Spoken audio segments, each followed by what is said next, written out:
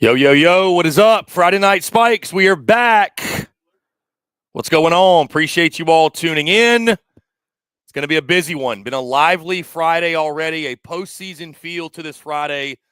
Doubleheaders all over the SEC. We got a game that hasn't even started yet in Baton Rouge. And yes, I have FOMO.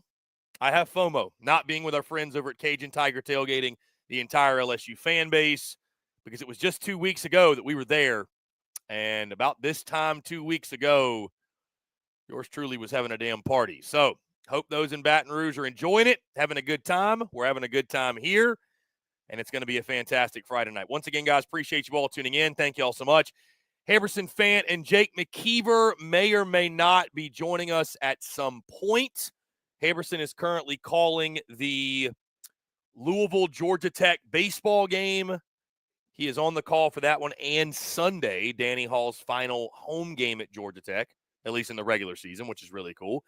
And Jake is currently at the, Texas A&M Missouri game at Bluebell Park. So they may or may not be joining us at some point. Either way, guys, whether they do or they don't, we're going to rock and roll, and we're going to get after it. Again, as always, make sure you like, subscribe, turn notifications. Check us out via podcast, wherever you get your podcast. You can also find us across all social media platforms, as well as our website, secunfiltered.com. And as always, we are brought to you by our friends over at FanDuel. Visit FanDuel.com/SECU to join today and get started with $200 in bonus bets when you win your first $5 bet. Once again, that's FanDuel.com/SECU to get $200 in bonus bets today.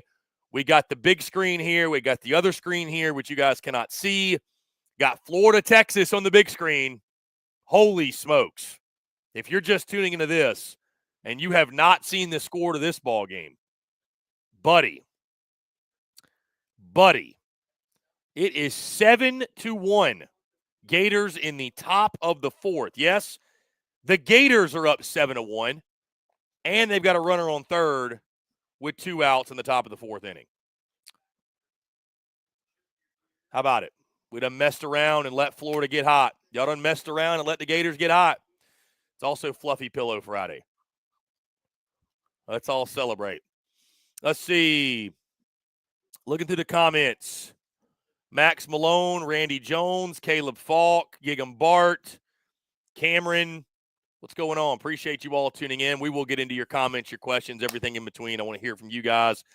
Randy Jones heading back to the tailgate tomorrow in the game.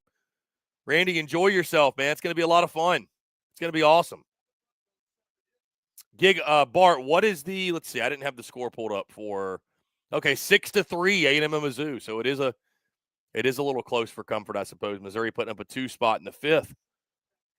A&M leading, though. Cameron says he's at Alex Box. How's the weather? Cameron? David, we have no news unless there's been news in the last 5 minutes, and I will check. We have no news on the start time. Nope, they have said nothing. So what? It's 8 o'clock Central. I mean, you got to think about this, guys. It is 8 o'clock Central. That game that I was at started at 9:50 Central time.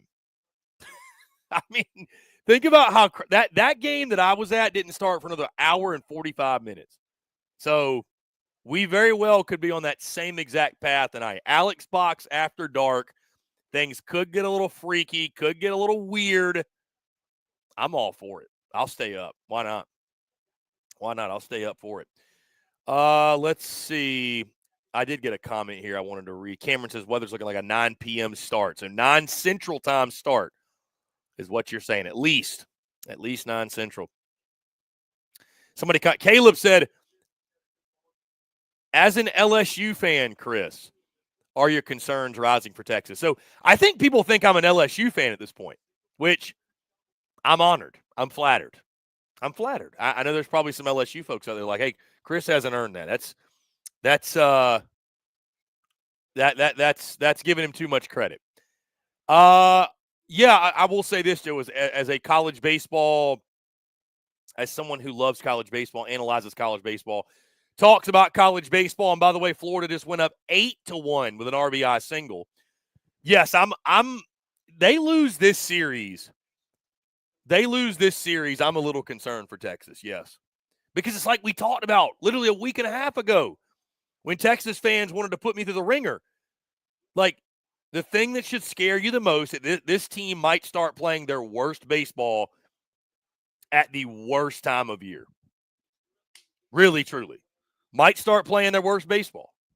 So, you're starting to see that right here. They're getting exposed a little bit.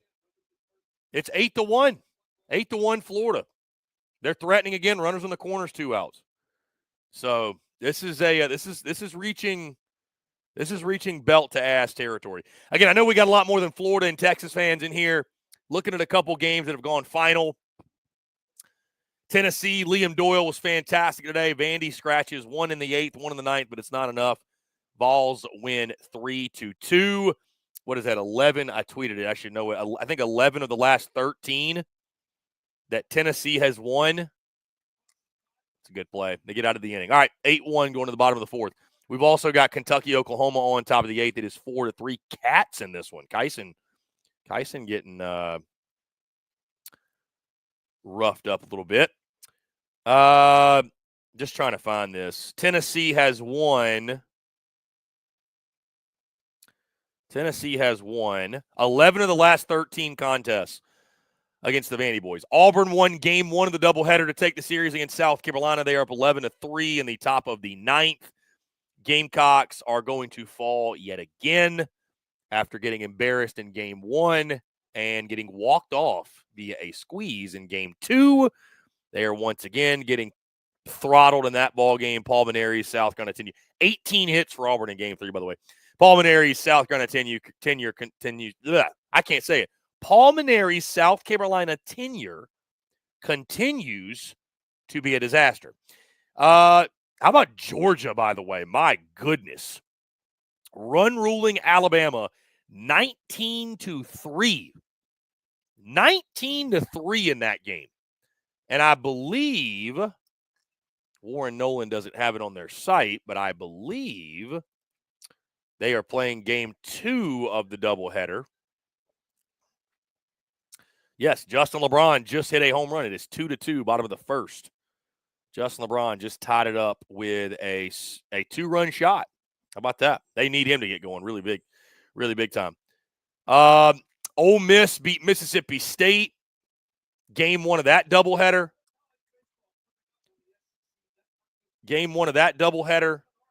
Final score.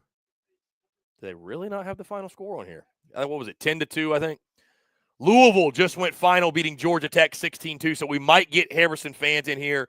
He has done calling the game, belt to ass in Atlanta, Georgia. So I'm sure Harrison's in a great mood tonight. Live look at Alex Box Stadium. It looks very, very wet. What is up with the weather in Baton Rouge, by the way? What's up with the weather? Apparently it's going to be beautiful tomorrow and Sunday. It's funny, though, talking to LSU folks, and they told me this when I was there a few weeks ago, talked about it with the weather upcoming this weekend. LSU, I think, is very anti-doubleheader. They do not want to, especially at Alex Box.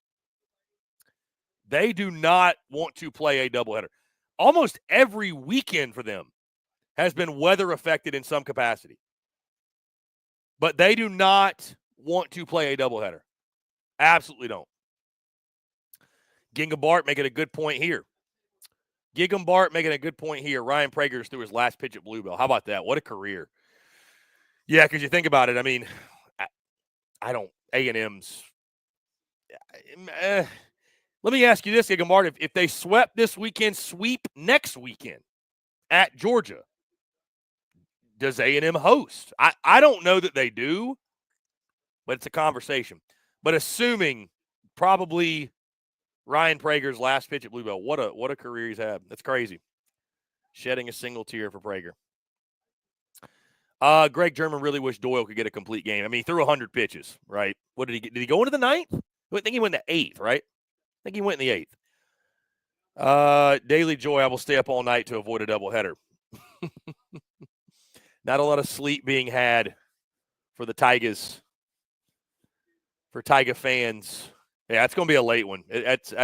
I love it. It's literally today has gotten us prepped for the postseason because this is what it's going to be. We're going to have our first game starting at noon, and whether it's A&M, if it's Florida, if Mississippi State makes the postseason, whoever else it may be, somebody's going to be out west probably, and they're probably not going to start at like 10 o'clock Eastern, 9 o'clock Central, whatever. Maybe later. So this is prepping us for the postseason. Prepping us. By the way, this is a notable show tonight, guys, because this is the final Friday night Spikes in this studio. So this will look completely different behind me. This setup will look different. Really excited. I'm going to try my very best. Yeah, I should be able to have it set up because we're going to get there Wednesday. So I will have no excuse not to have a setup in place. Really stoked for the new studio. Going to be really cool. Excited. I love changing it up, playing around with it. So it's going to be fun. Yeah, this is the last one in this studio, though. I'm pumped. I'm very pumped. We're going to be this time next week. We will be at HQ, the new HQ in Nashville. Very, very, very excited. Very excited. Yours truly. I've been spending all day today throwing stuff away, packing. Tomorrow we're going to pack up the studio. So the Monday wind-up is probably going to – we'll probably keep the normal setup for the wind-up. I'll pack that up last. But all this will come down. We're going to pack everything up. Tomorrow is going to be a big packing day for me. So let's see. Daily Joy, if I was at BR, I'd be dancing and drinking at the tailgate. I'm not there, so this is a much more difficult process. My prediction tonight, Daily Joy will not stay up until the end of the ball game. That's my prediction. Especially, what's funny about that, don't go to sleep early on the Tigers if they're down. Don't go to sleep early. Don't sleep on them. Literally and figuratively, don't sleep on the Tigers. Don't. Cameron, 5 weekends in a row with a weather delay for LSU. 5 weekends in a row. Here's the thing. We're on the East Coast. We're Eastern time. So that game ended. Think about this. That game ended when I was there at, 1:15 in the morning, local time. It'll be 2:15 Eastern if it starts that late again. Sheesh. My goodness. By the way, I'm sitting here wearing the hat. What is the Braves score? Oh, my goodness. The Braves really lost to the Pirates. The managerless Pirates. Braves aren't hitting worth a shit, by the way. How about that? Braves lost to the managerless Pirates. I love, by the way, I don't know if y'all saw this, a side note, Paul Skeens. I saw his quote either I don't know if it was today, yesterday, whatever. They asked Paul Skeens about the manager being fired. He said, yeah, I'm not surprised. We're 12-26. He said, hey, somebody's got to be held accountable. I was like, damn. I was like, damn, all right. Cool. He just said, hey, he got to go. Somebody's got to do it. Somebody's got to do it. So anyways, guys, leave us your questions, your comments, everything in between. Really excited. Again, second to last regular season Friday Night Spikes. We will have Friday Night Spikes every single night through the end of the season. Yes, that includes Omaha as well. I will leave a damn game if I have to make sure Friday Night Spikes is taking place. Harrison will probably, I'm just thinking ahead to Omaha. Harrison will probably stay at the stadium. He's going to be doing a lot of post-game interview stuff, a lot of player interviews, coach interviews. Jake Mckeever, I don't know what he's doing. Who knows what Jake's going to do. But I will make sure we're going to be locked in here Friday Night Spikes through the end of the season. So in Omaha, that's included. I will come home the Friday of the SEC tournament. I will leave Friday and go back to Nashville.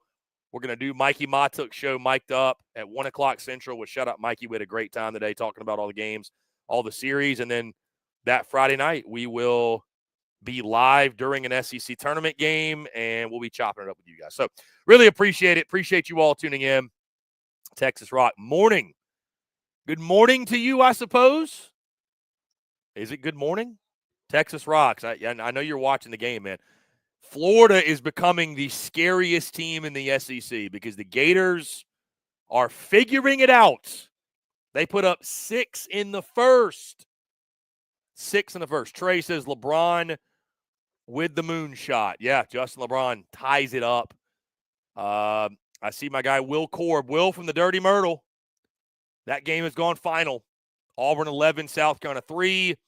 The Gamecocks get swept, I believe, for the 5th time now this season. The 5th time. And, Will, I agree with you, man. Paul Maneri needs to be out of there. But, you know, here's the thing. Here's the problem, Will, with South Carolina. People like, hey, Paul Maneri needs to hang it up, retire. Why would they owe him $5.2 million if they fire him? Is South Carolina willing to pay? And you got to pay Monty Lee's ridiculous buyout and all the Terry Rooney's buyout. Then you got to go hire a new staff. So between Maneri's buyout, everybody else, and hiring a new staff, I mean, you're probably going to spend over $10 million probably, or right at about $10 million to revamp that thing. And I just don't know if South Carolina's going to do it. They're in a tough spot, man. Greg says, CP, I'm in Hendersonville. Welcome to town. Beers on me sometime. Greg, no takebacks. Fat bet. Let's do it. Yeah, I'm excited to get to Nashville, man. It's going to be a lot of fun. Really, really pumped for it. Trey, Chris, thoughts on LSU and the Hogs? I mean, dude, I like LSU. There's a lot of series I feel very uneasy about this weekend. That's one of them. But I think LSU at home, Alex Box after dark, Alex Box Magic. You just, it's hard to go on the road winning the SEC. I think Arkansas is probably the better team. I think they're probably the most complete team. I really do. I'll put it to you this way. I think Arkansas's weekend rotation, LSU might have a slight edge, but I think Arkansas is like, it's right there. I think Arkansas 1 through 9, I think they have a much better lineup than LSU does. Sorry, not sorry. They do. I just, more complete lineup, way more power. But I still think LSU takes 2 or 3. I do. I still think LSU takes 2 or 3. So we'll see. It's just, dude, it's just hard to go in Alex Box and win, you know? It's just very, very difficult to go into Alex Box and win. So anyways, guys, like I said, we got the 2 screens going, dual screens. Kentucky's up 4-3. Oklahoma's in the top of the 9th. Man on first. Nobody out. 2-0 count for whoever this is. 1 through 3 hitters have 5 hits in the game, have 3 runs. Rest of the lineup, 2 hits, no runs. BW Pro, Auburn sweeps South Carolina, 46-run weekend. If Auburn is able to hit like they have recently, this team can go really far. Yeah, great weekend for Auburn, great momentum-building weekend. You know, they're going to face much better pitching staffs than what they saw, obviously. But how about this, guys? How about this? We have never had a 25 loss. We have never had a 25 loss. Like 25 conference losses team in the SEC. South Carolina is now 5-22. Obviously, Missouri 0-24. They're going to hit 25 losses. We might have 2 of them, though. We might have 2 of them. Pretty wild.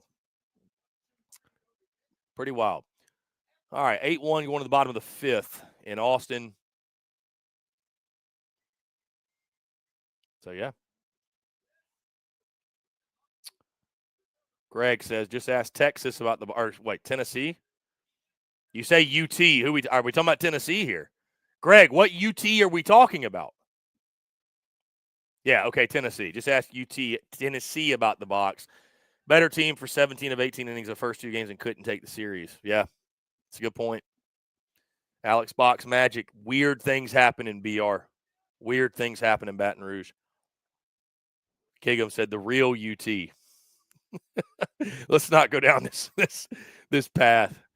Let's not go down. I guess me being now a Tennessee resident, do I have to say that UT, the real UT, is Tennessee?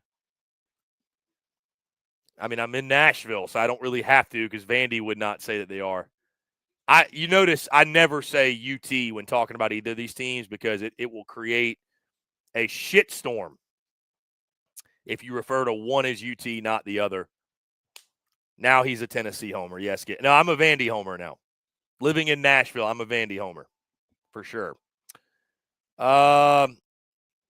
Will says, I never thought I'd say this, but bring back Kingston. It's wild. They were never this bad under him. That's what's crazy.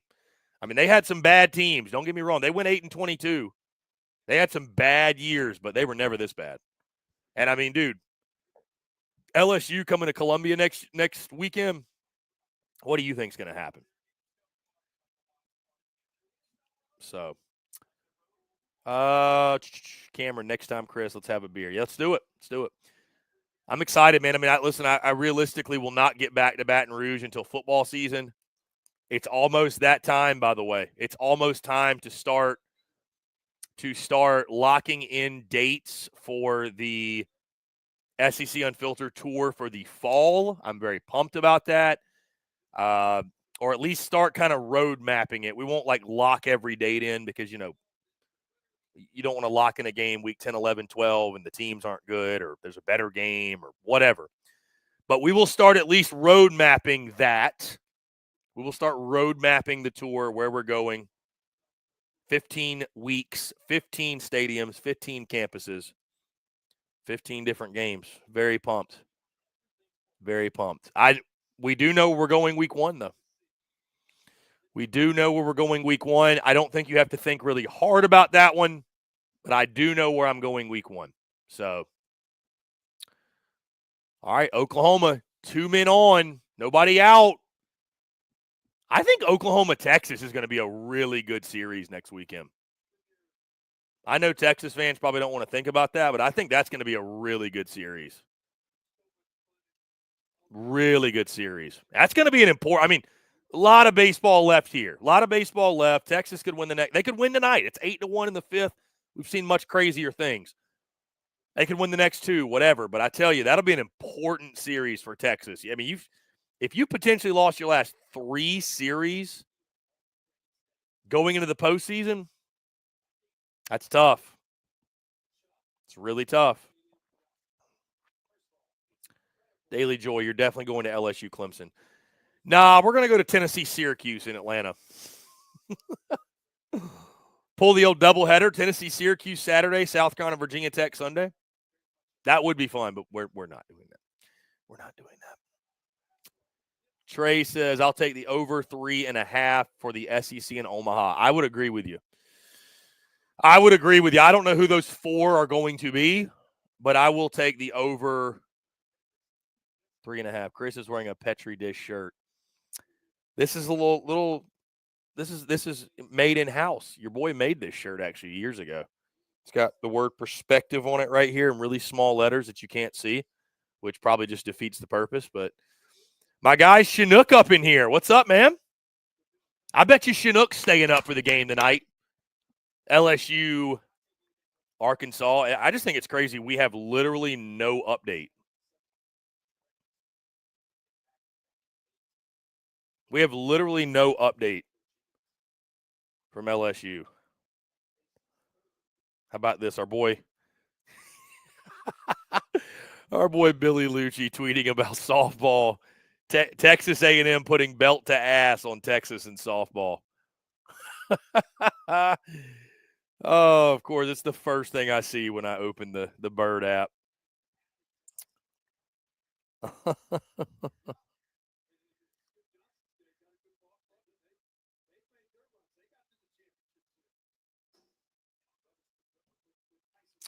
Let's see. LSU. Nothing. We have no update from LSU. Nothing. Absolutely nothing. Gigan Bart, you a big softball guy? You a big softball guy? Hey, Chinook, funny story, by the way. So we're about to pack up. We're going to pack the studio up tomorrow. It's so funny. I have to account for About 7 boxes of seeds. About 7 boxes. I've got to consolidate. I might have one packing box that's just full of sunflower seeds.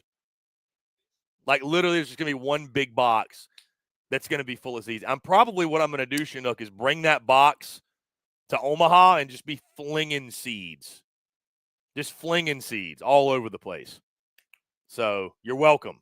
We're going to make sure the people have seeds. The people will have seeds in Omaha. Chinook seeds will be all over the place. Let's see. Texas rocks. It's okay. We all know this will be Schloss's least talented team. We didn't have high hopes for year one. I mean, come on, Texas rocks. From the standpoint of you're damn 39-8, 19-5. The season ain't over. You can't mail it in now. Texas was the best team in the country for what, 44 games? Wow, Kentucky. Kentucky takes game one. Dude, Kentucky's scrappy, man. Kentucky is a scrappy bunch. That is a scrappy bunch. Billy Barlow strikes out the side. 5 complete, 8-1 Florida. This is what's so awesome about baseball. It's just such a long season. It's such a long season. You just never know. Teams can get it rolling. Teams can fall off. Like, it really, like, you don't want to discount, like, the first 15 games of conference play. But isn't it funny, like you don't want to do what Florida did and get off to a 1-11 start in SEC play. You don't want to do that. But isn't it funny? Like, it really is, like, you could go, whatever, 25-5, 24-6. You could win the SEC. But if you're playing your worst baseball at the end, like, Texas has had a great year. But if they go lose in the regionals, nobody will remember this season in a positive light. Nobody will. It's all about heating up at the end. It's all about heating up at the end. So, Kentucky with the big dub. Wow. Rennie Etheridge, our roster was always shallow, though. No excuses for injuries, for sure. We're struggling without Ballou and Spencer. Ruger needs to go back to Sundays. Yeah, I mean, they're really missing Jared Spencer, I think. I mean, listen, you go out there and you give up a 6th spot at the top of the first, you're probably going to struggle. So, yeah, they're missing him.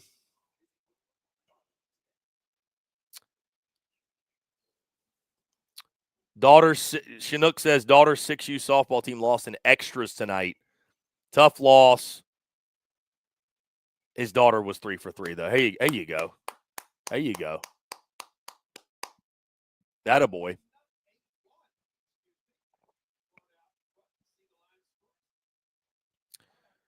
Oh, Bijan Robinson in the crib at the Texas baseball game.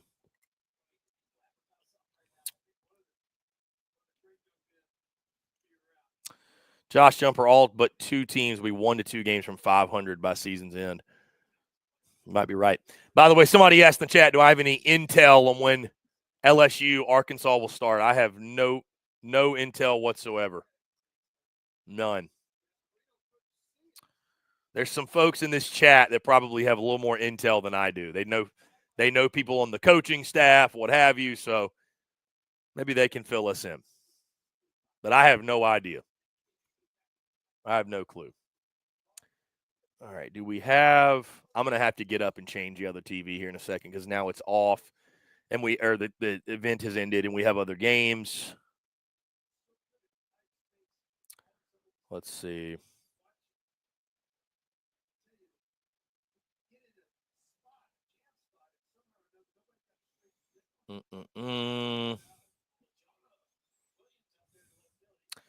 I am having FOMO, though. I know they're partying in Baton Rouge right now, getting ready. So, and even if they don't play tonight, it's like, hey, party on.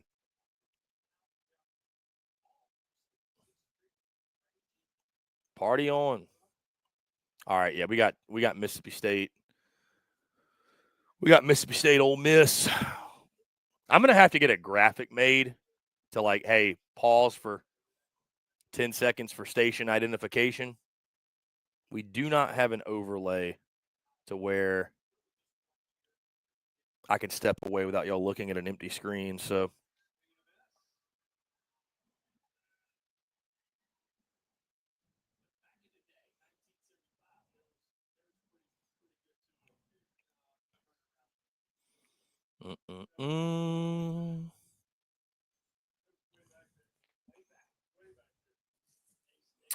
yeah, probably gonna have another really late start. All right, y'all gonna have to just bear with me for a second. I gotta turn the other TV to a different game. So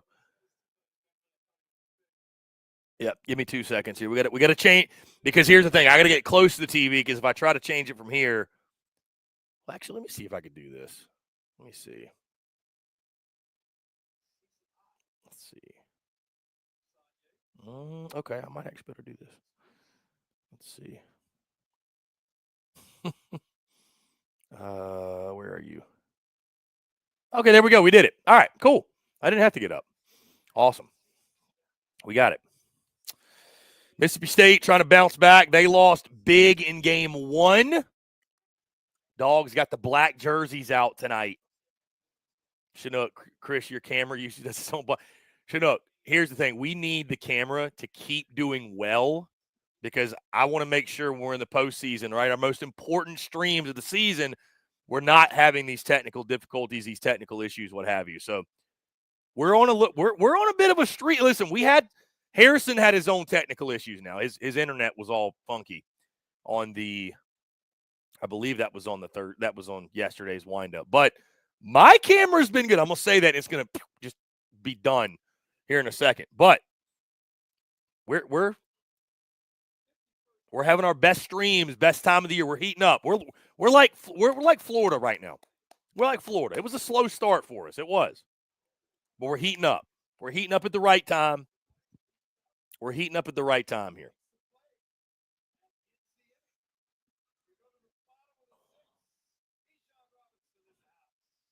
Dude, LSU's got to be playing tonight. They got to. We need that late night baseball more than we need air to breathe. Here's the thing. We might not even be on. We might be done with Friday Night Spikes before they throw a single pitch. Before they even throw a pitch. All right, so now we got the Mississippi State Ole Miss game on the second TV. We are good to go. We're on a bit of a heater. Don't let him get hot. Don't let him get hot. Guys, before we go any further, let me go ahead and get this out of the way. I do want to tell you about our friends over at FanDuel, because as always, we're brought to you by our friends at FanDuel. The wait is over. Baseball season's finally here, and you can start the season strong on FanDuel, America's #1 sportsbook, because right now FanDuel is celebrating the return of baseball by giving new customers $250 in bonus bets if your first $5 bet wins. FanDuel has so many ways for you to get in on the action. From hits to steals to home runs, they got a lineup filled with all your favorite bets.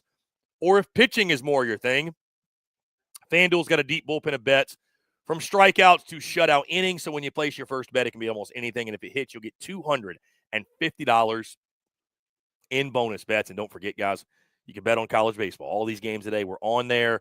FanDuel's got all the lines, money line, spread, over, under, run totals, whatever you like. And, of course, they're going to have them in the postseason. I will talk a lot more college baseball gambling once we get into the postseason, okay?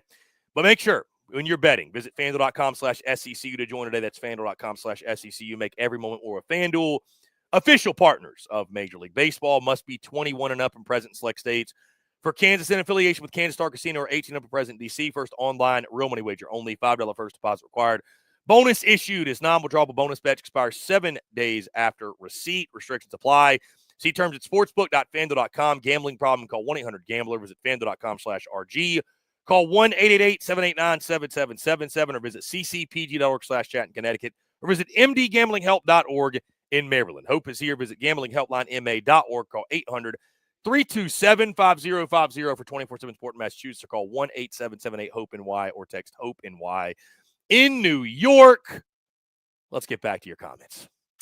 Once again, we may or may not, I would probably say we will not have Jake Mckeever join us, because he is at Texas A&M Mizzou. That game is in the bottom of the 7th. Our guy Harrison Fant, who knows what he's doing, man. He was calling the game, Georgia Tech and Louisville, and I don't know. I mean, Harrison Fant's probably got some hot date tonight in Buckhead, so who knows, man? Who knows? Guy gets after it. You got to respect it. You got to respect it. The guy gets after it. Did LSU update us? Start time for tonight's 9:55 Central. Gosh.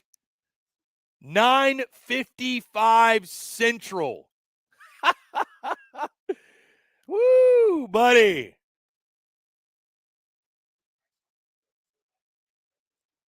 Golly. How many of y'all going to stay up and watch that game tonight? Yeah, they have. It's so funny. They have to start the game by 10. So they are starting it at 9:55. How many of y'all going to stay up?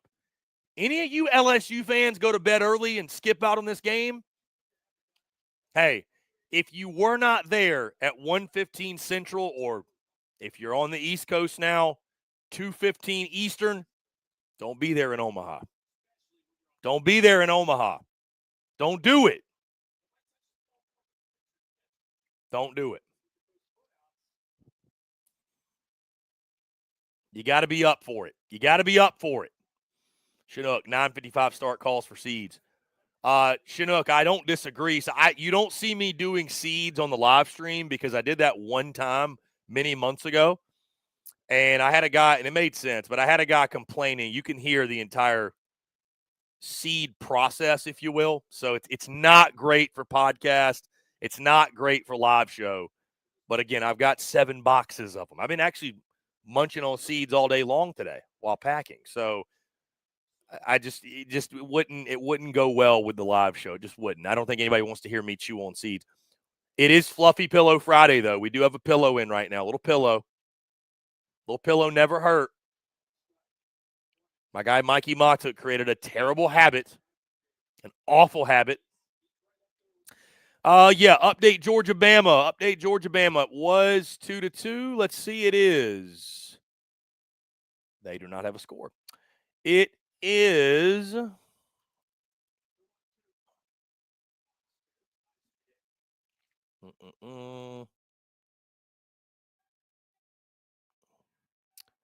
Where are the stats?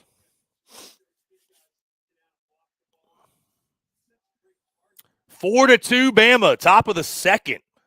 How about Bama with a 4 spot in the bottom of the first? How about that?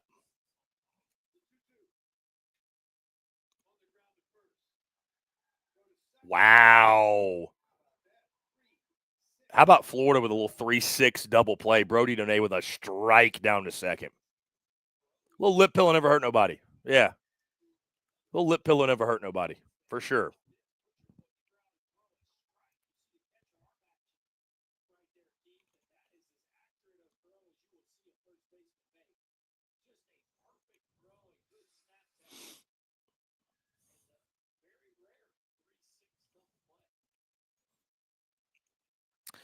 Anyways, guys, appreciate you all tuning in. Like I said earlier in the show, this is the last one from this studio.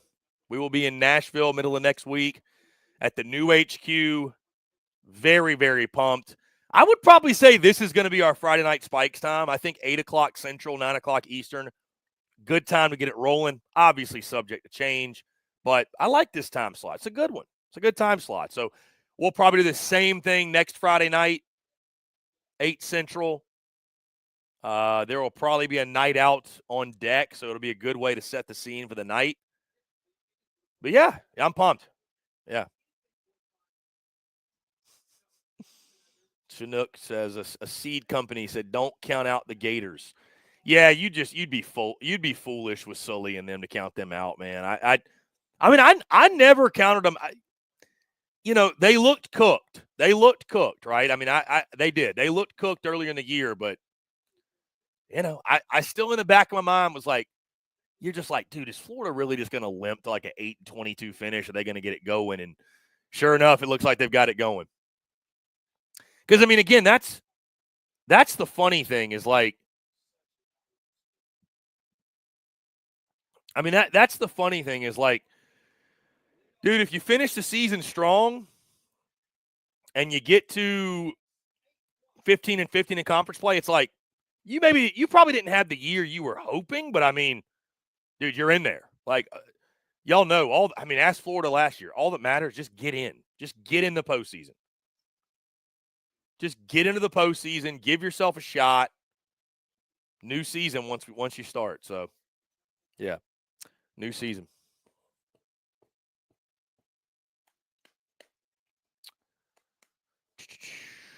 Let's see. Looking around the SEC, A&M up 6-3, top of the 8th. They had that one Big Five or anything. That's about it for A&M. Auburn swept. Kentucky won 4-3. Tennessee with a big 3-2 win. Liam Doyle, double-digit punchies in that one. Dominant. He was dominant yet again. Georgia won game one of the doubleheader 19-3. They had an 8 spot in the 5th, a 3 spot in the 6th, and a 7 spot in the 7th, and won that game in 7 innings. They are now in game 2, their doubleheader.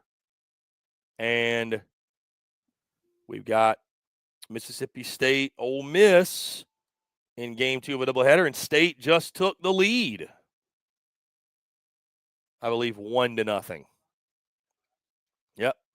State just took the lead 1-0. This is Riley Maddox, man. Riley Maddox scares me every time. He's either really, really good or he's getting shelled. And so far tonight, he is getting shelled. It's only 1-0, but men on the corners, nobody out. I don't know, man. He's just very up and down. I mean, Ole Miss, though, 14-11 in conference play. Like, they're one of those teams that, like, they're not an elite by any means. But then you look, and again, they're 14-11 in SEC play. I mean, pretty damn solid. They're pretty damn solid. So then you got State at 10-15, who's fighting to get in the postseason. They really need this series at home. And State's got Mizzou next weekend. So, I mean, if they can get all 3 of those wins, that puts you at 13 right there. I think State would be in.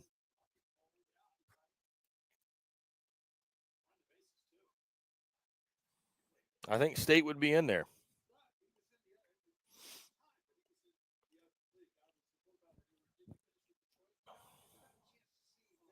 $9:55 Central start time for Arkansas LSU. That's just wild.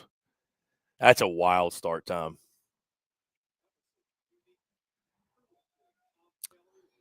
That is a wild start time for that game. You can expect some weird shit's going to happen tonight, no doubt. Some very weird shit is going to take place. And I wonder what the crowd will be like tonight.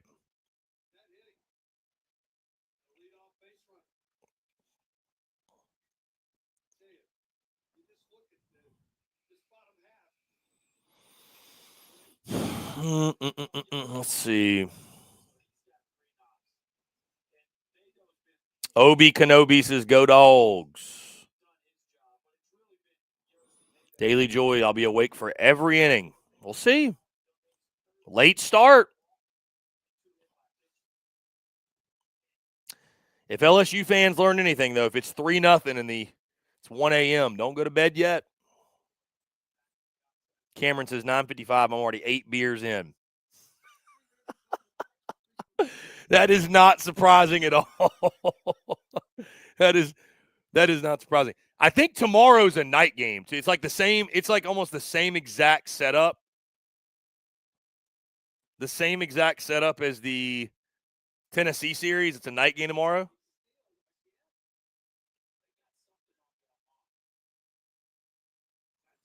Yeah, Bayou Magic's for real, man.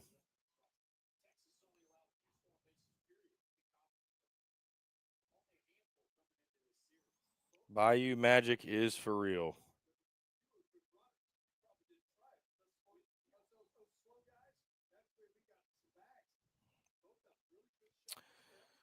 Yeah, 5:30 Central tomorrow. So there'll be some time to rest. Not a ton, but there will be some time.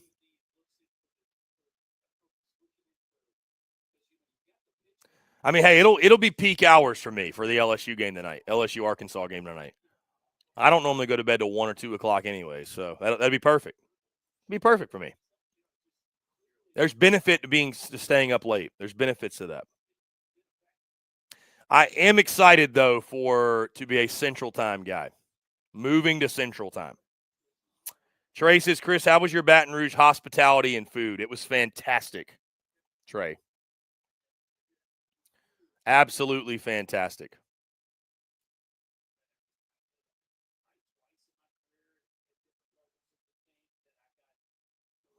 Yeah, we had a great time. I mean, we had a probably as good a time as we could have had, I will say. I mean, it was a blast, man. It was unreal. The hospitality was awesome. Caleb, I think no midweek helps LSU for sure. Yeah, I think the rest helps.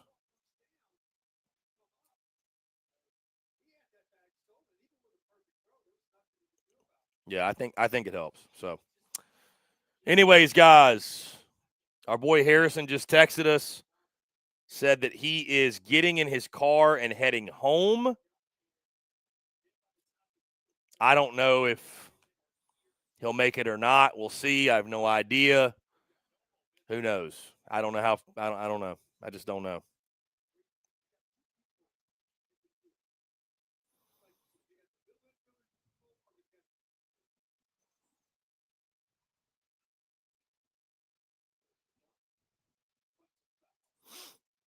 Mm-mm-mm.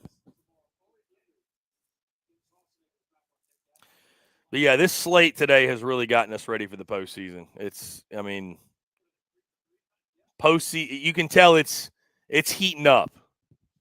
Yeah, and also too, I'll say this: the LSU midweek getting canceled. It's funny. I was told by someone, even if they would have, LSU could have won that game, and their RPI would have dropped. That is the most bonkers thing of all time. Just outrageous. Outrageous. Their RPI literally would have dropped.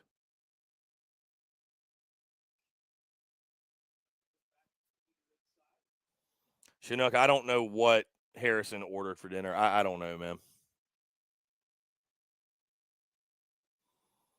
I have no clue.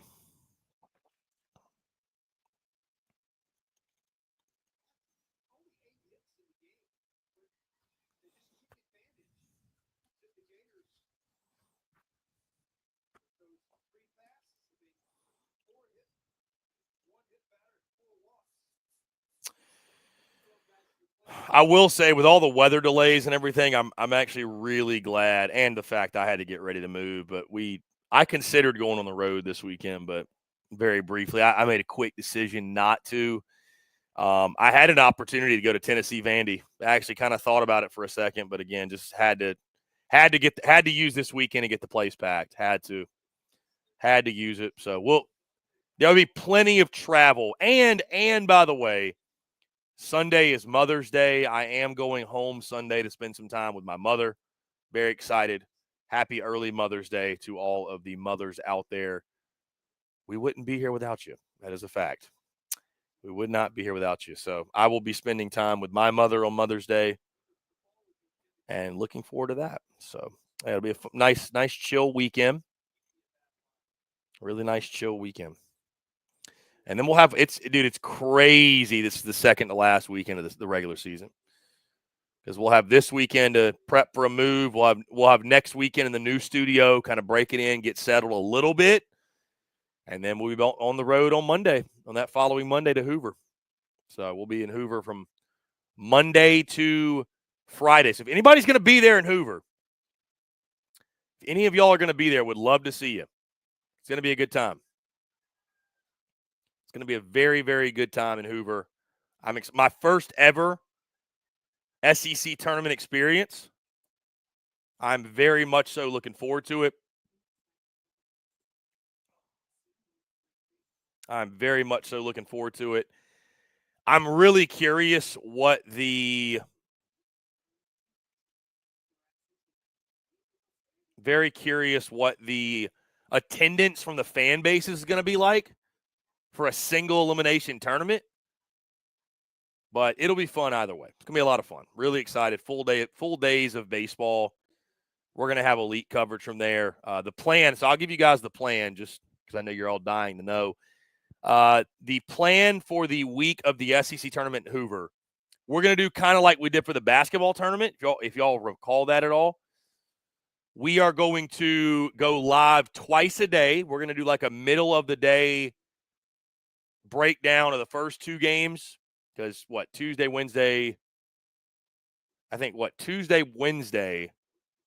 we have 4 games. So we'll do that. Tuesday, Wednesday, we'll go live after the first 2 games, middle of the day, break those down. Then end of the day, super late at night, but whatever. We're going to talk about those games. We'll do that Tuesday, Wednesday.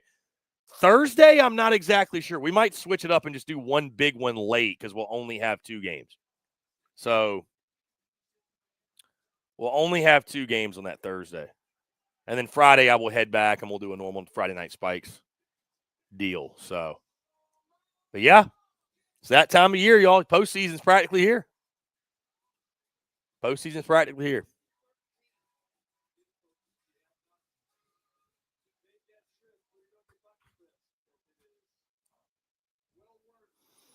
We still got Bama up 4-2, bottom of the second. That's what I got, 4-2, bottom of the second.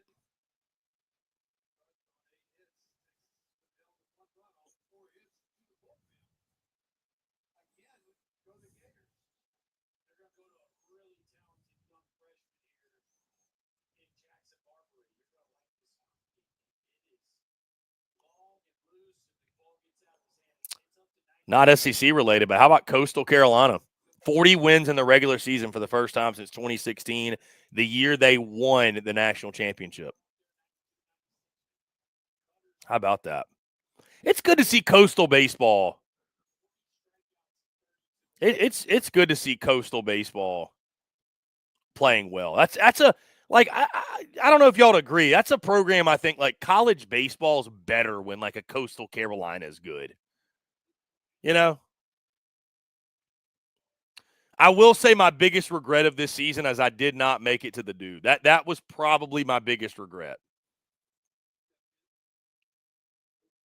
That was my biggest regret of the season. I hate that I still have not been to Starkville in any capacity.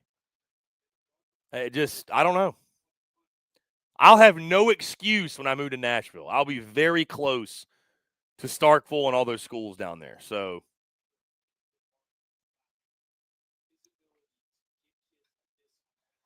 there's a base knock for Texas. Bottom of the 7th, down 7. They got to get it rolling.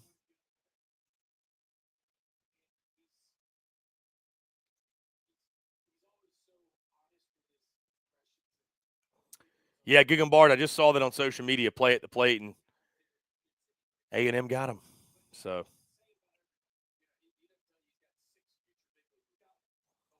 Chinook, I forgot about that. That Coastal beat LSU at Alex Box in a super regional. I forgot about that. That's something.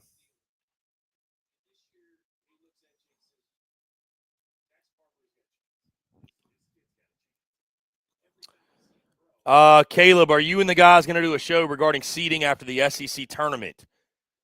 Yes. Yeah. Oh, we're going to have tons of shows. I mean, Caleb, we're going to have tons of shows. I mean, even like next weekend, I was talking to Harrison about this. The plan will be so the plan's going to be this. Saturday, when all the games end next weekend, because all the series are Thursday through Saturday. The plan is we're going to go live Saturday night and recap the weekend. Give the final weekend what it deserves, right? Because some people will be like, oh, just forget it. We'll just talk SEC tournament. We need to talk the final weekend. Give a recap on the final weekend, right? One more regular season weekend recap. I'm thinking we do that late Saturday night or just Saturday night when they all end. Sunday, then, we will do our SEC tournament preview as soon as we possibly can. As soon as our graphics guy gets over our brackets and all that stuff, we will do the SEC tournament preview.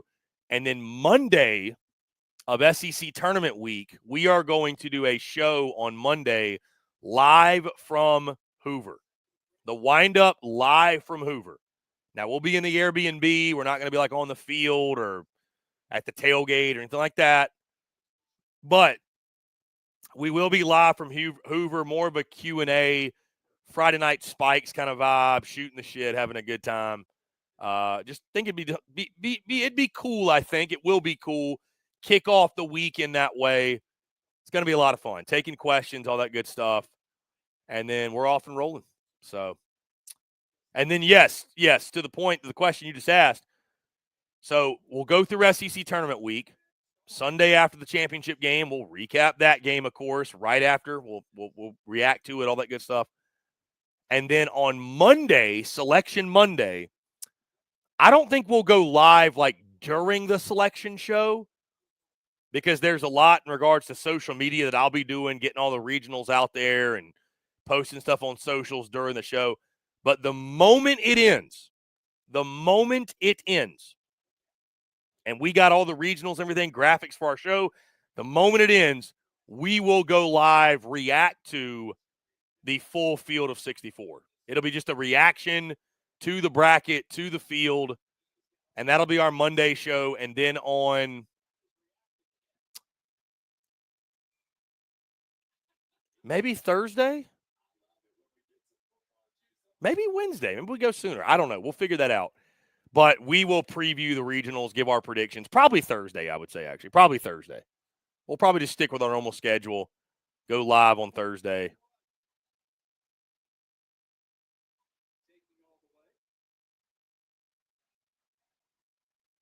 So, let's see. Caleb, couple Coors banquets, we'll mix it in.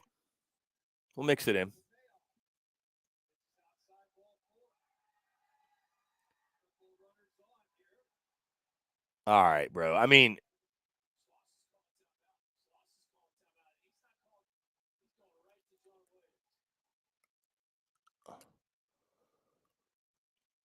dude, Jonah Williams for Texas is over here pimping a walk and like talking shit to the dugout and everything. Like, come on, bro.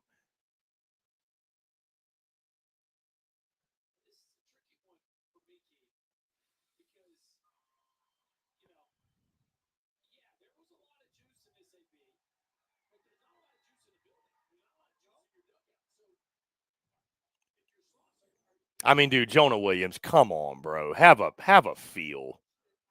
Have a feel, dude. Like, dude, have a feel.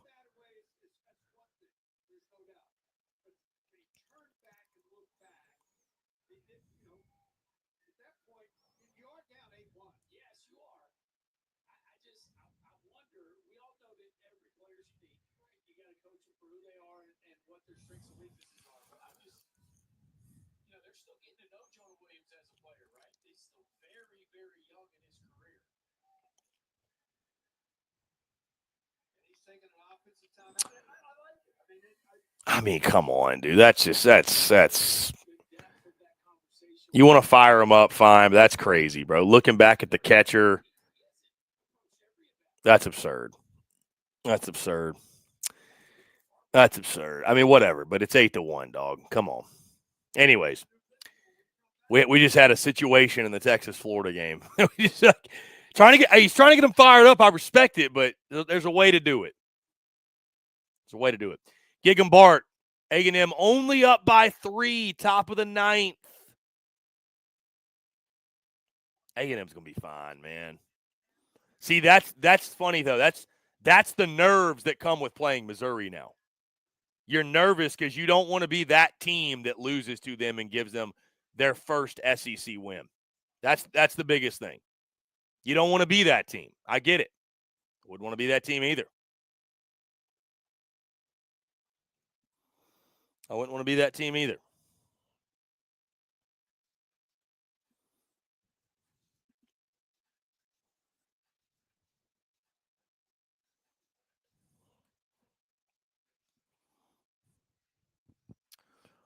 David Nix, what is up? Tough weekend for the Cox, man. Tough season for the Cox. Yep, I think Paul Maneri should have Should have stayed retired. He's in such a good spot, though. Because, again, people could say, well, yeah, Paul Mainieri could hang it up and do the university a favor and say, why would he do that? What does he owe them? He owes them nothing. He's not a South Carolina guy. Paul Mainieri owes them nothing. So, David Nix, are you ready for football? I'm starting to get the football itch a little bit, but I'm also so entrenched in the baseball stuff. I'm so entrenched in the baseball stuff. Like I'm not rushing through this postseason. We're in for such a fun postseason, man, with the SEC tournament and some stuff we're going to do for the regionals and the supers, and obviously going to Omaha. So I'm not rushing it. I'm not getting ahead of anything at all. But yeah, I mean, dude, we're always fired up for football, man. It's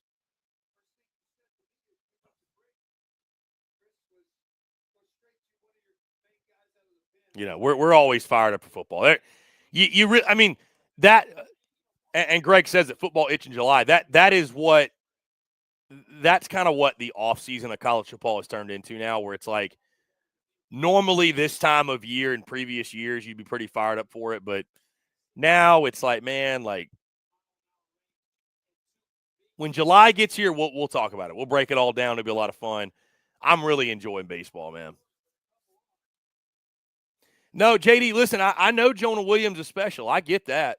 It's just, pimping the walk and talking shit to the catcher and staring down the pitcher. I mean, you're down 8-1. Like, come on, man. That's all I'm saying. Come on. Chinook said, were any seed boxes harmed in the making the move? So I haven't packed the studio yet, Chinook. I mean, like I said, I'm gonna try to consolidate these. I mean, do you want the boxes back? Is that why you're asking? I'll bring you the boxes if you want them. If you want me to save these boxes. Greg says, Chris, who's your NFL team? Sorry about your luck with the Titans. New stadium, though, at least. Yeah, so it's funny, man. I really don't have an NFL team. I'm really like, I like NFL, but I do not have a team. So, I will bandwagon accordingly if the Titans get good. I can assure you. No, I don't have an NFL team, man. I just, growing up, my dad, funny enough, pulled for the Dolphins, still pulls for the Dolphins. Not like in a crazy diehard way, but he pulls for the Dolphins. And I was just always a bigger college guy. Like, I pulled for him a little bit here and there growing up, and I moved to Charlotte in 2015. I bandwagoned onto the Panthers when they went to the Super Bowl, but I was never really a fan. You know what I mean? I was never really a fan, so I don't claim a single NFL team.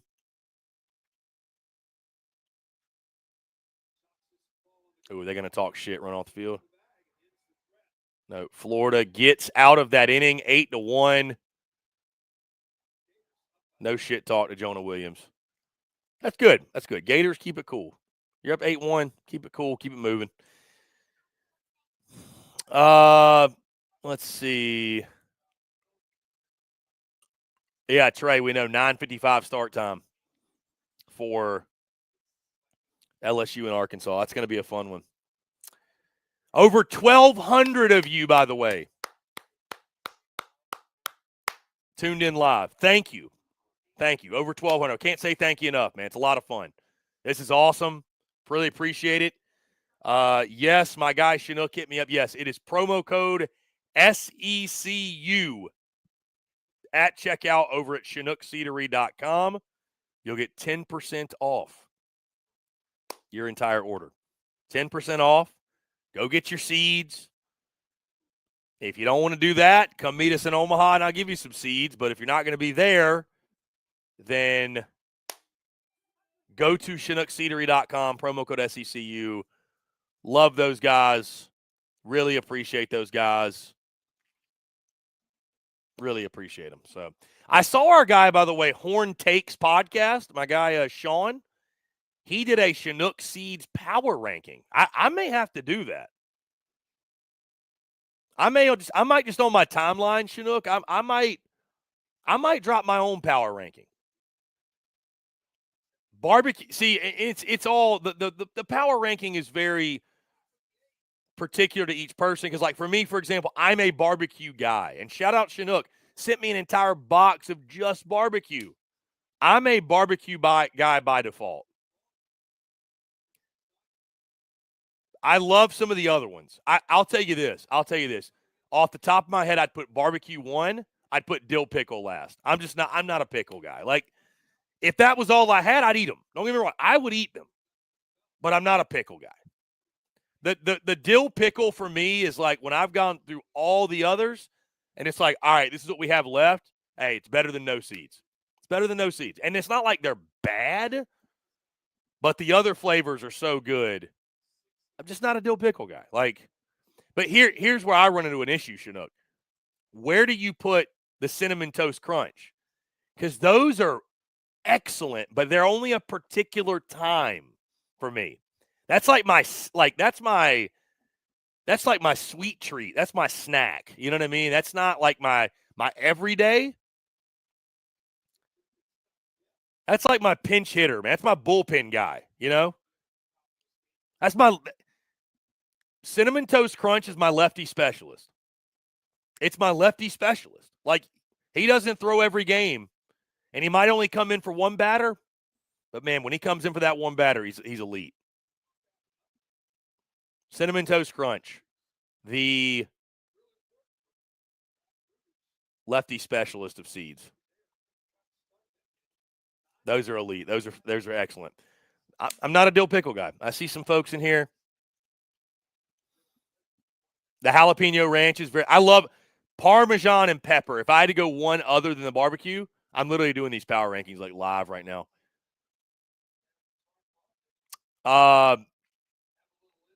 Parmesan and pepper would probably be my number one if it wasn't barbecue. The Parmesan and pepper are elite. Those are so good. Mizzou has bases loaded. With nobody out. Oh, I got to cut this one on. Let me see if I can just get it on the phone. Oh, no. Mississippi State up 2-0 on Ole Miss. Top of the fourth. Alabama up 4-2 on Georgia. Bottom third.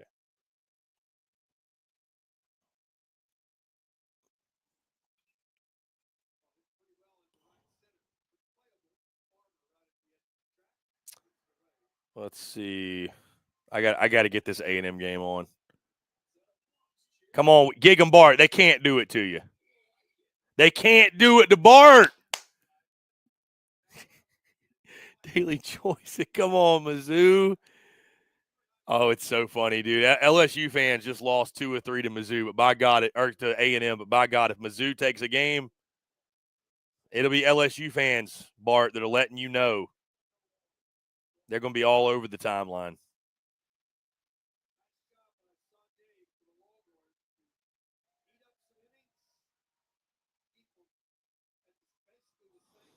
Let's see. Where is this game? Why did I lose this game?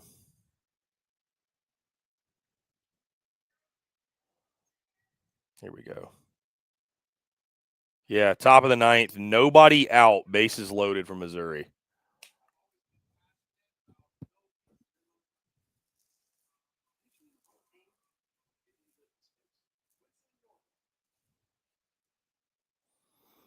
Yeah, Chinook, cinnamon toast and barbecue mix smoking toast.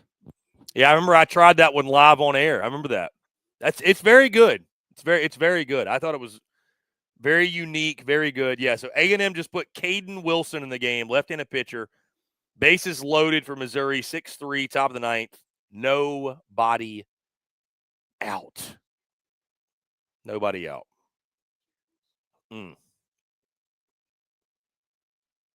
How about that?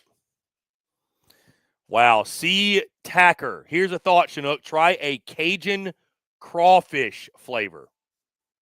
I don't know if I want my seeds tasting like fish. You know, and I love seafood. That would be the wildest out there flavor of all time. We'll tell Chinook we need seeds. We need the lead sponsor of these seeds to be Tony Chachere's. It's just a Tony Chachere's seasoning seed. You're welcome. You can have that. That's free game. I'm giving you free game right now. Cajun flavor would be good. Crawfish flavor, I don't think so. I don't know about a crawfish flavor. I don't know about that. I don't know about that. I know that crawfish are not fish. What, they're crustaceans? Is that right? Crustaceans? But they're fishy. Like when you eat them, it's like it smells like a fish. It's like, oh, this is fish. I don't know about all that. That's all I'm saying. I don't know. I don't know.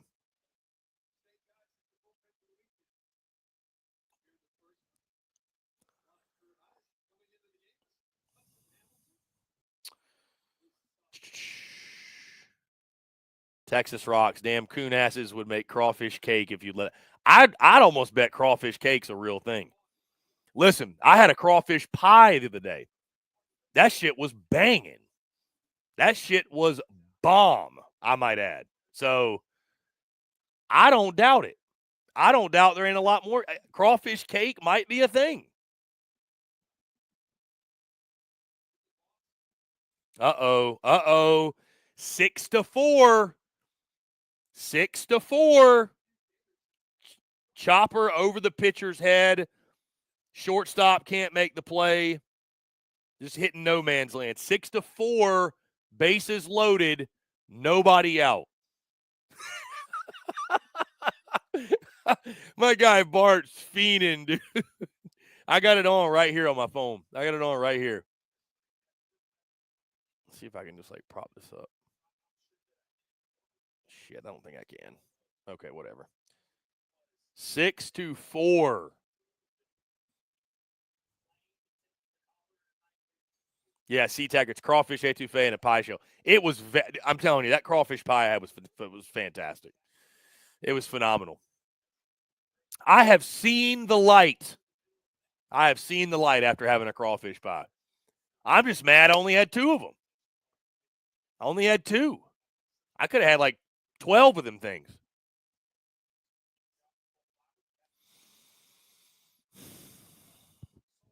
I will say, by the way, there is a spot in Nashville.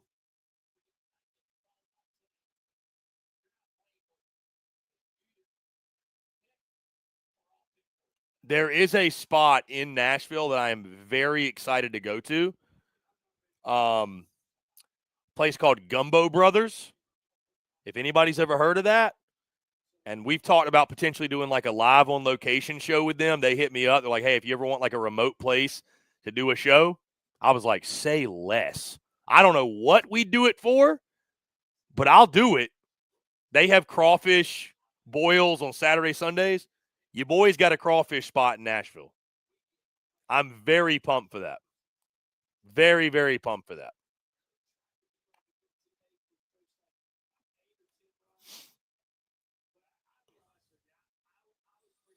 Uh-oh.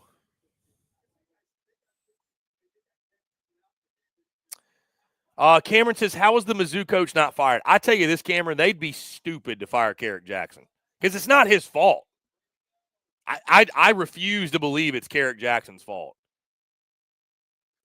Bro, they just don't have the resources. They're just not investing. They're not investing in baseball like that. So they're just not investing in. What is he supposed to do? I mean, what is Carrick Jackson going to do? Okay, 1-2 count.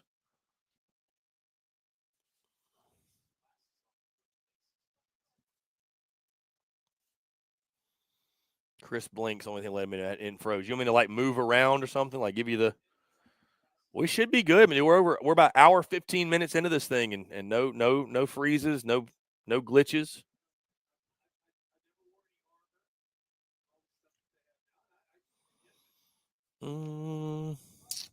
Let's go around the league here. Get you some scores from around the league. Let's see. Should we go to scores around college baseball? Let's go scores around college baseball. This is your top 25. Troy tied with Arkansas State, 8-8, bottom of the 10th, 18th ranked Troy. 17th ranked UCLA down 9-8, top of the 9th against Illinois. We know about Florida, Texas, 8-1, top of the 8th. Gators up on the number 1 Longhorns. 11th ranked Oregon State tied with Iowa, 6-6, bottom of the 7th. 21st ranked Southern Miss up 9-3, top of the 7th on Louisiana. The Ragin' Cajuns. Florida State up 3-2, top of the 5th. The 3rd ranked Seminoles on the West Coast. We know about 22nd ranked Ole Miss down 2-0 to Mississippi State in the 5th. 7th ranked Oregon up 4-0 on Washington, middle of the 4th. Utah up on 23rd ranked Arizona, 7-3. Middle of the 4th. Oh my gosh. And I just missed it. It is 6-6. Y'all, I wasn't looking at the comments. I just looked down. I was like, let me check the score. It is 6-6. Oh my God. Oh no. And they still have men on 2nd and 3rd with nobody out. Dude, I got to get this one on the TV. What are we doing? CP, what are you doing, CP? Get it together, CP. We got to get this one on the TV. Oh, no. Bart, what are we doing, Bart? Bart, what are we doing?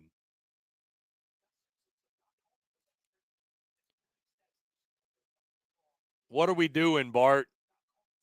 Come on, dog. Let's see. Where are we at? Where are we at?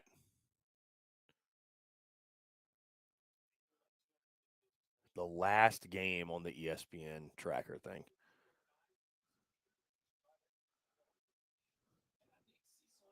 Shit.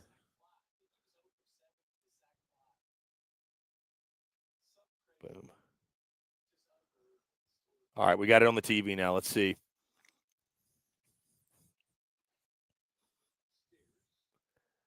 God, bases. They're back to bases loaded, nobody out. A&M is imploding. A&M is imploding. Bart. God, Bart. Somebody, gig 'em, Bart. Are you around somebody who loves you? Are you around someone who loves you? Please make sure you're around someone who loves you.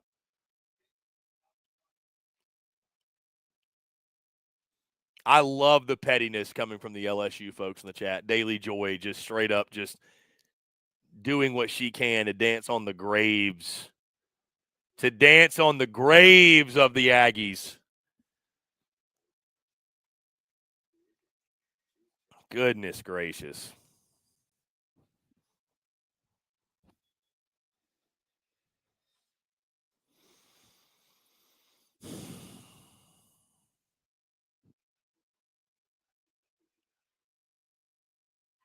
God, that kid tried to hit a grand slam. Cameron says, great time. 10 beers in, no fucks given. I hear you, dog. Hey, we got LSU baseball starting in literally 35 minutes. Starting in 35 minutes.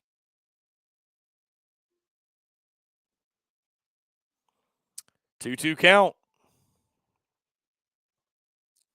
Nobody spoil it. Nobody spoil it in the comments what's about to happen if it happens before my stream here. Nobody spoil this.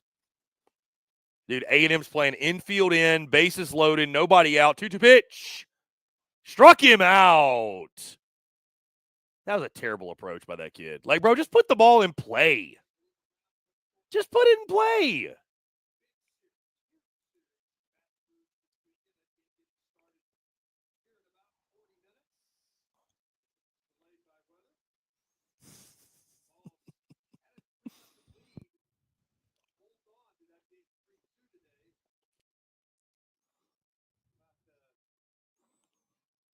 Let's see, one out. A&M still with the infield in. Bases loaded. Tie ball game. Uh-oh, ball's bobbled. Oh, it took the lead. And the ball Ball gets away. They score another run. It's 8-6 Missouri. Oh, my gosh. Wow. Hard hit ball to shortstop. He bobbles it a bit, throws it home. It's a bad throw. Catcher can't pick it. He'd have had him out if he makes a good throw. Ball gets away. Another run scores. It is 8-6 Missouri in the top of the ninth inning. Oh, my gosh. Oh, my gosh. Wow. Wow. And still men on second and third and one out. All right, I'm glad Bart commented because I was scared what might have happened. Wow. Wow, wow, wow.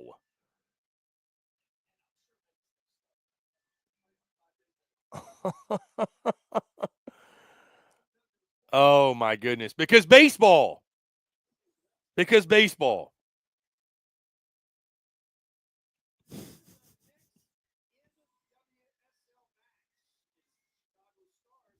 Because baseball, y'all. That's why.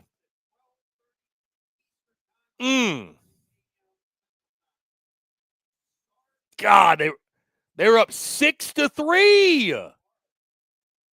They were up 6-3.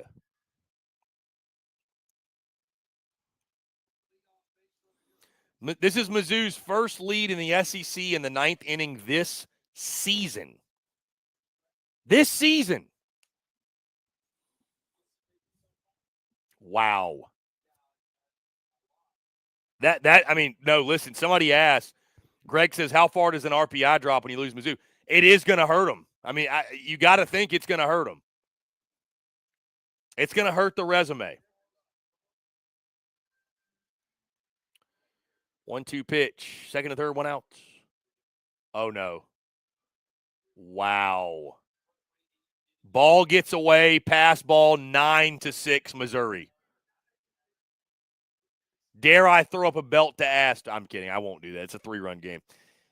But I've had no other opportunity. I've had no other opportunity.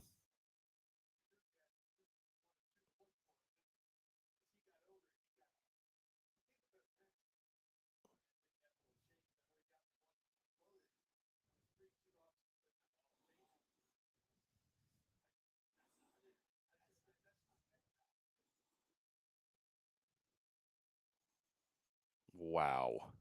Wow.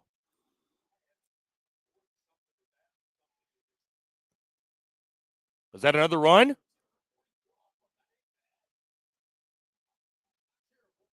No. No, it's not. I don't think he didn't go. I was looking down at my phone. Woo! Yeah, Chinook, I was actually thinking that. If you're Mississippi State, you are loving this because you didn't want Mizzou to be 0-27 when you played them. You didn't want Mizzou to be 0-27 when you played them. Goodness gracious. 9-6. They're intentionally walking a guy. So now it's men on the corners with 2 outs.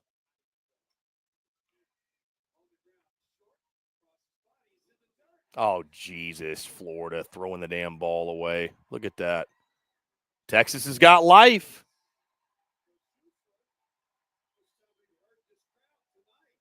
All right. Texas has got life. Men on second and third. Nobody out. Texas got a look. Don't let Mizzou get hot. Yeah, that'll really show the depth of the league when Missouri goes on a run and wins the SEC tournament and gets in, you know? Come on, MIZ. Sorry, Bart. I'm sorry. I apologize. I just want everybody to have fun, Bart. That's all it is. I just want everybody to have fun. Forgive me. God, college baseball. We love you. What a game.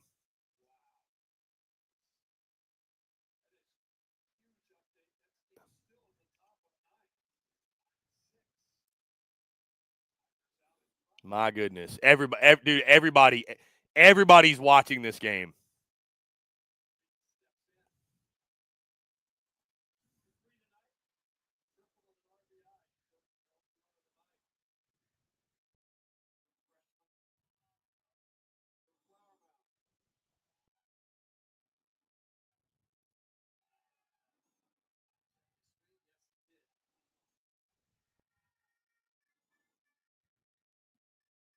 Uh-oh. Going first. Got him.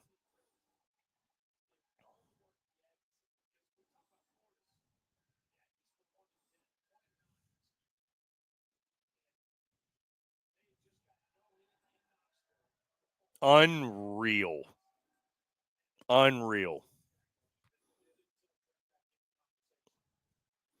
Olsen Magic. Can A&M, I'll tell you this.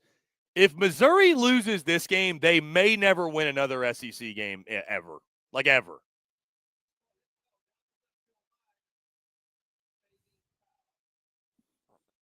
How about this? Texas, bases loaded.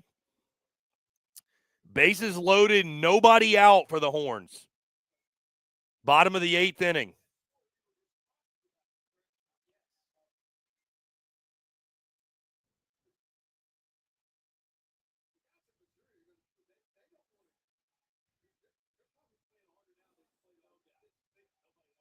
How about this? Bryce Fowler with a bomb.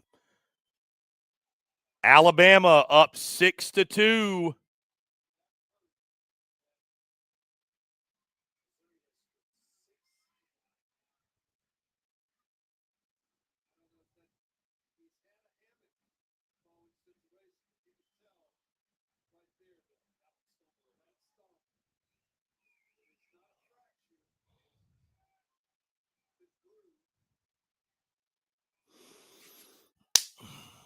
Ooh, wow. What a pitch by McNeely. Jesus.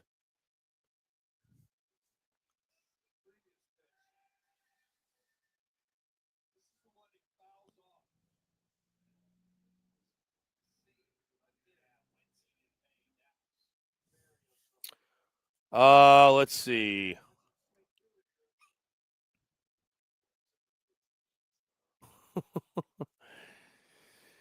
Oh, what a night. And it's just getting started. Unfortunately, folks, we will not be live for the entire LSU-Arkansas game. I'd love to do that, but, man, you're asking a lot of your boy. You're asking a lot.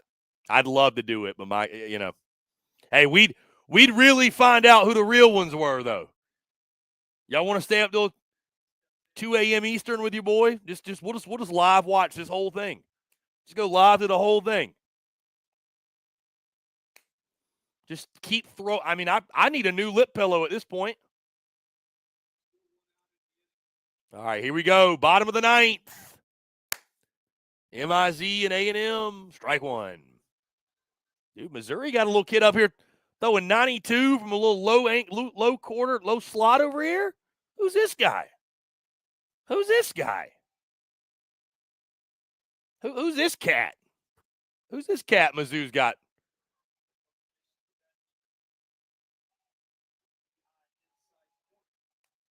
Okay, so it's not bases loaded, by the way, Texas game. It's second and third, one out. I think they messed that up.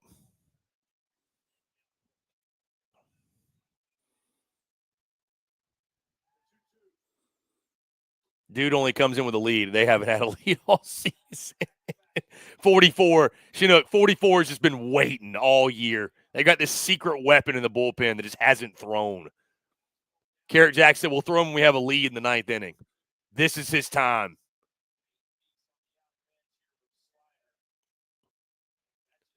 1-2 count. Ground ball to second. One out. One out. One out. One out in the inning. Here we go. Mizzou's 2 outs away. Wow. Absolutely wow. Oh, look who popped in. We got Harrison up in here. The Fanty. I don't know if he's ready. Can he give me the thumbs up? He's not ready. Okay. Texas is really about to have had runners on second and third, nobody out, and get nothing out of it potentially. 2 outs now. McNeely's throwing some nasty shit. All right, I'm here. Oh, what's up? Not much. I'm eating dinner and just trying to turn on some games. How'd that belt to ass feel today? Not to mine, but it sucked because I wanted that to be the opposite score. Yeah, that was tough. But, I mean, Harrison finally made it. Finally made it. Got some dinner. Chinook says Harrison will be in a Masters pullover with an Omaha hat for sure. Not quite. The Masters pullovers and the merchandise is really nice. Yeah. I know you can represent. Sorrell, pop up the left. 2 outs in the inning. What channel are you on? It's on ESPN Plus or SEC Network Plus. It's like the very last game. I went to tomorrow's games. It's not even on there. Well, I got it on. I don't know. Sometimes I do know that sometimes you can't find the games. It is Missouri. All right, A&M down to their final out. I'm going to turn it on, and it's going to see like the end of the catch.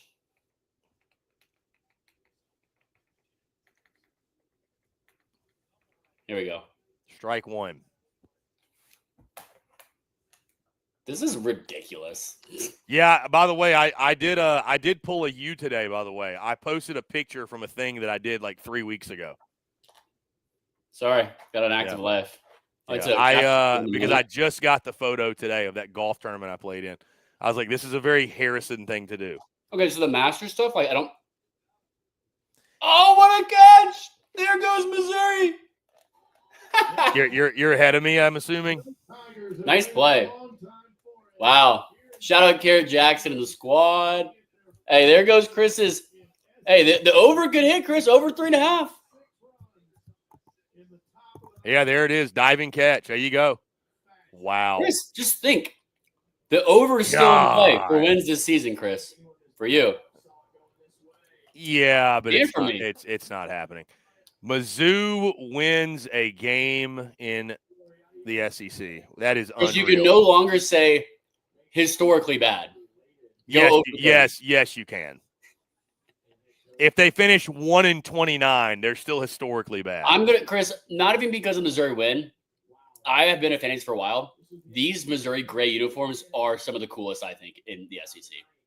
They're nice. I love them. God, that team is just like because they know they're bad. They're so fired up. Could you imagine, Chris? You take 2 of 3 from Tennessee. You take 2 of 3 from Arkansas. Who else did they beat? A&M? Yeah.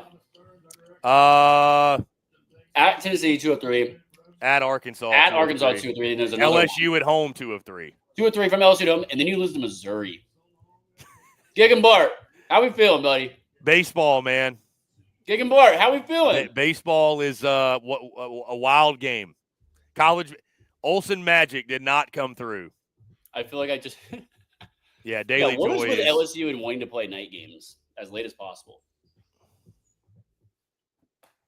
I'm trying to turn this Florida game on. Well, I told you I'd turn it on for the last out. I'm just glad I didn't miss it. When does LSU start? 9:55? Yeah. Jeez. I'm going to the Egg Bowl. What do they call it in baseball? Do they call it anything different? I'd call it the Egg Bowl. I don't know. So I found this out. I talked to Dan McDonald today. Really? Yeah, great head coach. Such a nice guy. I love talking to him. Super, super fun to talk to. Very open. I can see why a lot of guys like playing for him. I didn't learn it from him, but I just kind of found it out myself. Louisville, Kentucky, the Louisville Vanderbilt rivalry, the game, it's called the Battle for the Barrel. What's up, Randy Jones? I'm in the house. We're in LSU. I throw it up. Don't hate me, Arkansas. Prayers to Gig and Bart. Prayers. Yeah, where did he leave? My life. Oh no, he's here. No, he's here. Prayers to Bart, man. Bart, I'm sorry, brother. I'm sorry. Somebody had to be that.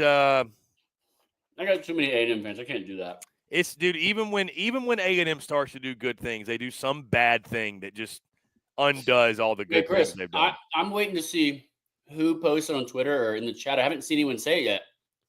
Aggie's going to Aggie. Oh, our guy Jake, man. Sheesh. Poor Isn't he Jake. at the He was game? at the game. Wait, so he's the reason. He was at the game. He was at the game, man. Or he's there. He's there right now. Jake Mckeever is on that field right now getting an interview with Carrick Jackson about winning an SEC game. Wow. Who would have thought we'd be interviewing Carrick Jackson? How about it? The run to Omaha starts now. Wait. I need to find this tweet. I think our friend dang. Good? Diet. It's because Missouri won a game.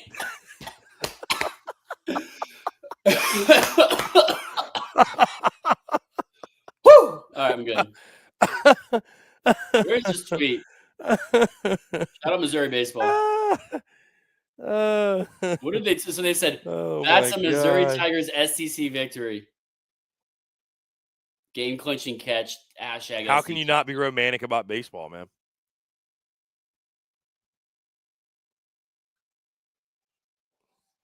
Grounder brings. How can you not be romantic about baseball? You know. Again, I'm sorry to Bart, man. This is. Yeah. Hey, so much for Georgia can't hit on the road. Yeah, and who picked Georgia? They scored. Well, hey, Bama's up in game 2. It's they're on the verge of even the series. Bama, we got to stop with the whole Tyler Fay in game 1 thing. Yeah. I think we're done with that. Move Riley Quick now with 7 strikeouts in the top of the 5th inning with 1 out. He's got 7 Ks already. It's time to move Riley Quick to the game 1 slot. It's time to shuffle the rotation a little bit. You mean again? Yes, again. Yes, it's time to shuffle the rotation. Yeah, do what you should have done weeks ago. In the chat, obviously, I just got here. Chris, the first play that I watched today of SEC baseball is Missouri diving catch to win their first SEC game. I have not watched a lick of baseball today outside of Georgia Tech playing. So I'm just gonna look through the chat and catch up. Feel free to comment, whatever. Damn, we got 1,700 people in here. Shout out to all. Dude, I've been in here for a while. We've been getting after it. Yeah, leave your comments. Obviously, Gigging Bart doesn't want to talk about the game, but I want to hear about other fan bases games. I don't know who all was in here, but I'm excited to catch up from the game and from y'all's perspective in the chat. Yeah, it's been a fun day of baseball, dude. Liam Doyle shoved, by the way. Absolutely. Wow, never heard that before. Yeah, 12 strikeouts. Yeah, he to 100 pitches in the game. 3-2 win for Tennessee. I mean, there's not much more to break down other than he shoved, and I mean, yeah, he was fantastic. I mean, dude, J.D. Thompson was good. It just Doyle was better. Doyle was just better. So, yeah, I saw it was like 3-2. Hunter Inslee did 2 things we've seen before. Made an insane catch up against the wall to rob a homer, and had a great slide to beat a throw at home. Wow. It was like you put Hunter Inslee in a black Tennessee jersey, and he just turns into a superhuman. He told me on the podcast I did with him. He goes, "We're wearing black. There's no question. That black jersey for Tennessee is just different." Well, you know, Tennessee was desperate tonight when they're pulling out black on a Friday night. That's how they did it last Friday, didn't they? Or the midweek? They did not. They wore it in the midweek. They didn't wear black on Friday against Auburn. That's weird. So they knew they had to channel some shit. Aggie back to softball smack. Oh my God, Chris. What's up? Yeah, oh my God, that's funny. You believe some people don't like the black Tennessee uniforms? I think the dark mode Tennessee uniforms are dope. That is such a hot take there. Such a cool uniform. How would you feel, Chris, if there were black pants too? No, God, no. Well, hell no. I say that for you're copying Vandy, bro. You're literally trying to be like Vandy at that point. Chris, Louisville wore all black uniforms today. Nah, I'm out. You lost me. You lost me at that. That's some slow pitch softball shit to me. All right, what about Auburn? You know they're undefeated in those unis this year, the all navies. Then we can't say anything then, right? Okay, so he wants ownership of it. My guy Matt Beard with Chinook Seeds is the one that said the black Tennessee unis suck. Matt Beard? The exact words he used was, quote, fucking hideous uniforms, end quote. I cannot disagree even more anymore. Dude, it is pouring, by the way, in Tuscaloosa. It is straight up pouring. I saw that. And they are playing a baseball game. Is it worth watching Texas at this point? I mean, unless you think they're going to score 6 runs in the bottom of the 9th inning.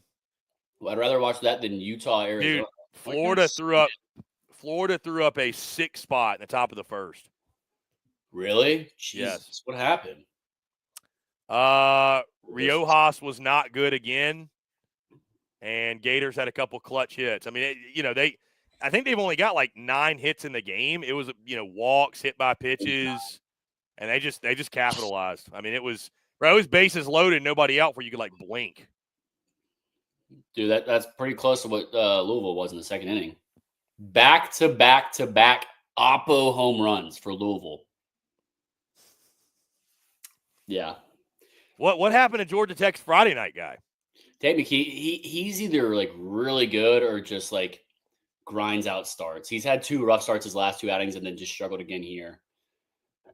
I mean, they got a lot of faith and trust in him. Danny Hall, talking to him today, they got a lot of trust in Tate McKee. He's a leader in the locker room. He's even as a sophomore, and he's their Friday night guy for a reason. They got a lot of faith in him. But Bama, Georgia now in a rain delay. Okay. All right, what do you think teams do during a rain delay? Go fuck around in the locker room. I mean, just that was around. You were asking details. What do you think? What am I watching? Hold on. What does that mean? I was watching Florida State at Cal and Utah, Arizona. Jesus. You were saying I was a D2. You think they don't fuck around in D1? No, I'm saying, like, what exactly do you do? They're playing cards. They're just screwed. I mean, whatever. Playing Mafia. On their phones. Bro, Liam Doyle's on the phone during the game. Really? Yes. Dude, he liked our tweet in the middle of a game earlier this season. I told you this. When I was at Tennessee for the opening weekend when staying with a friend of mine, former player at Tennessee, Connor Pavloni, we went them down. We were bouncing around the whole stadium, getting a good, having a fun time. After Marcus Phillips started, he's in there, not on his phone. He's in there getting he's on the assault bike, getting some post outing stuff done. But that's wild. I will say Colin Sexton, basketball player in the NBA, if people are familiar. I don't watch the NBA. I just know him because he grew up in my area, and I went to see him play when he was in high school. He's like a year or 2 younger than me. He's sitting there at halftime on his phone with like 28 points in the bag already. But dude, Grand Canyon versus Stanford this week. What are we doing? I don't know. Ooh, yeah, the ACC is weird, man. Maybe my favorite. They have like an extra week, so they have a late non-conference. Well, so Georgia Tech played Western Carolina last week. Instead of Georgia Tech does buys. That's so weird. They have a bye. Well, because they care about finals. That's so weird. But no, my favorite maybe non-Power 4 series, low key, Hawaii, Cal State, Fullerton. Come on now. At Cal State. Dude, I mean, we got Mississippi State 2-0 up on Ole Miss, top of the 7th. I got that one of the big. So we got on the 60-inch here, we got Ole Miss, Mississippi State. On the quad box here, we got Florida at Texas. Currently in a weather delay, LSU-Arkansas, and that starts. Dude, you also missed. Bless you. You also missed. Bless you. You also missed Jonah Williams talking shit to the whole Florida team when they're down by 7 runs. I saw Jake's text about that. Well, I posted the video too. I need to go catch up. And now he just struck out. I mean, and I don't dislike the kid at all. It's just like, dude, have a feel, bro. Like, come on, bro. Come on, bro. He literally, he's like jawing during the at-bat, and he draws a walk. He's like staring down Luke McNeely, and then he turns around, he's jawing to the catcher. Really? And then he gets the first to Brody Donay. He's like, what? What? It's like, bro, relax. Wait, so he got down at first and stared down Luke McNeely? I mean, he was staring down Luke McNeely the second he stepped out of the box. Then he turned around to the catcher and was like, what? What? And damn Schloss had to come out and be like, yo, relax. Relax, bro. Really? Yeah. I mean, dude, it's dumb. You're down 7 runs. Like, bro, have a feel, man. At least he's doing it at home and not on the road. Well, I posted the video, and Arkansas fans quote it, and they're like, yeah, he was doing that shit all last weekend, too. So, I mean, I don't care, bro. You're like 17, but it's like, come on, man. Chris, learning moment. Yeah. You got some lip pillows in tonight? We got a lip pillow. I just put in a fresh one. Ooh. Yeah, just put in 3 a fresh or 6? It's a 3. Yeah, Mikey Matuk created a terrible habit. It won't be like a bad habit, but now I feel like when I'm watching a baseball game, which is a lot. Which is a lot. Dude, how the fuck do the Braves lose to the Pirates, by the way? They're not hitting for shit. Yeah. I don't, dude. I mean, hell, we lost to the Rockies, too. Dude, I saw today they DFA'd, what's his name? Who? They DFA'd, the guy that was 2021, had the big, I always forget his fucking name. Eddie Rosario? Rosario, yeah. They DFA'd Rosario. He played last night. I know. This morning they did it. Bro, he's not that good right now. Like, I think they've got some, like a year and a half ago. I think they brought up a young guy. Dude, Eli, so I watched the whole game last night with a buddy of mine. Eli White's been balling. He's good. I watched him last night. Yeah, he's really good. He's really good. He's a great dirtbag. guy. He's a dirtbag, man. Yeah, so 7 minutes till first pitch. LSU-Arkansas. Big story of the night, though. Missouri, first win in SEC play. The Tigers are now 1-24. Defeat that party in the locker room tonight, man. I'd be like, boys, y'all. Hey, you know what's gonna happen? Y'all deserve it, man. You're getting run ruled in 7 tomorrow. Probably. You're probably right, but you know what? Tonight, nobody can tell Mizzou shit tonight. Yeah, they can. They're 1-24. Can't say shit to Mizzou tonight. Let them have tonight. Let them have tonight. We got to give them tonight. That's all I'm saying. Bart, hey, everybody's got to tip their cap. Tip your cap. Bart ain't tipping nothing. The only thing he's tipping is a drink over, probably. I'll tell you this. So my friend Mikey Matuk and Jared Mitchell, they've given me the idea here, and I don't know if we can incorporate this in our show, the wind-up. But at the end of when I'm on Fridays, they do a segment, a curtain call segment. Everybody goes around. You can give a curtain call to whatever you want. Or if you don't have one, you don't have to do one. We need to roll out a tip of the cap segment. Who are you tipping? I do that kind of half the time. We need an official one. Yeah, but it could be something not even baseball related. It's like, who you tipping the cap to today? Is this like as a recap thing or like a? No, just like it can be a performance. It can be for example, my curtain call today, was all the mothers out there. Shout out to all the mothers. Happy Mother's Day. That's curtain call for the mothers. You could tip your cap to the mothers. Curtain call to Carrick Jackson and co. Yeah, my tip of the cap's to Carrick Jackson. Keeping the boys together. Missouri's about to invest in baseball. Tip of the cap to the almost 1,900 of you tuned into this show right now. Tip of the cap. I'm going through the group. Let's see. Tip of the cap to Chinook Seeds, man. Dude, somebody suggested a flavor, Harrison, earlier. A Cajun flavor and a crawfish boil flavor, which sounds disgusting. I'm not going to lie to you. Cajun, like an Old Bay, basically. Yes, I told them they needed like a Cajun flavor. And Tony Satcheries is like the sponsor of it. I know. Dude, Mizzou scored 6th in the 9th inning. 6 in the 9th. By the way, it is 2 outs, man on first, 8-2, bottom of the ninth. Texas down to their final out with Jalen Flores up. Funny enough, Harrison. I know there's 2 more games, but Gators are hot. Gator. What is it again? Gator boys stay hot. Gator boys stay hot. Gator boys stay hot. Gator boys are hot. Gator boys are hot. I'm looking. Does anyone at SECU have a remote that works? What do you mean? Does anyone? I have a remote that works. I have 2 remotes. Yeah, my remote's working fine. Does anyone? Does Chinook join on time anymore? That's a bigger question. Whoa! Now we're throwing the shade back at Chinook.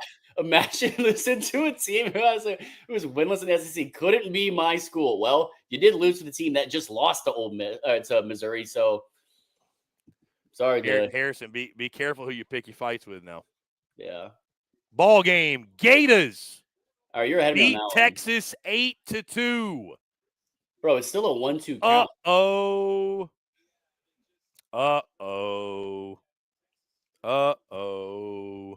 LSU-Arkansas up so late. They're going to be on ESPN Day Ocho. That's actually good. I'm telling you, Harrison, you be careful talking to those LSU fans. They will put you in the ringer. Be careful now. Texas has got to refine their mojo. So is LSU-Arkansas, is that one's not going to be on SEC Network, I'm supposing? What's it going to be on?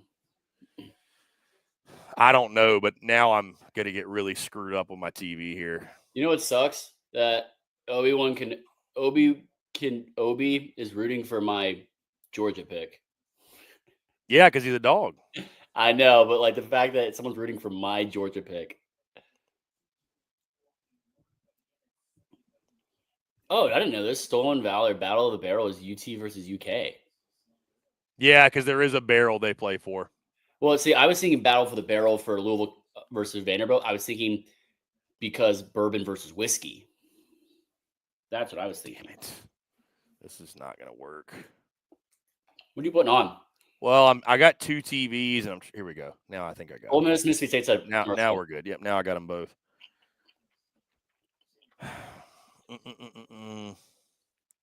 Well, this Chinook, I have to hold the remote up so I can change the channel, my guy. Would this say more about A&M or Georgia if A&M lost if A&M went and took the series at Georgia? I think it'd say more about A&M. Bouncing back, whether they win this series or the next 2 games or whatever. But going into Foley and where Georgia plays so well. Into Foley? Sorry, no, yeah, into Foley. They're playing at Georgia. You said Foley for sure. Foley, sorry, whatever.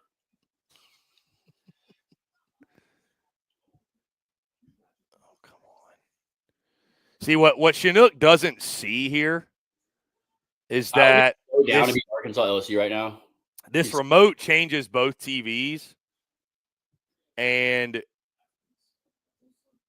one is on one thing and one is on the other. So I can't make it. Let me see. Let me try to. I don't want to hear Hunter Ensley slide it home. Shit. Bart, what are you sipping on tonight to drown the tears? Let's see. This is a good question, Chris. You can probably answer. Do you still roll Riojas on a Friday night? Dude, I don't know. That's a good question. I don't know. Slide. Funny enough, our friend over in that neck of the woods, I accidentally called him today. Really? Mm-hmm. Like at 2:30 today. And I was like, didn't mean to call you. Meant to call someone with the same name. Same person, or same last name. Goes, no worries. I said, good luck.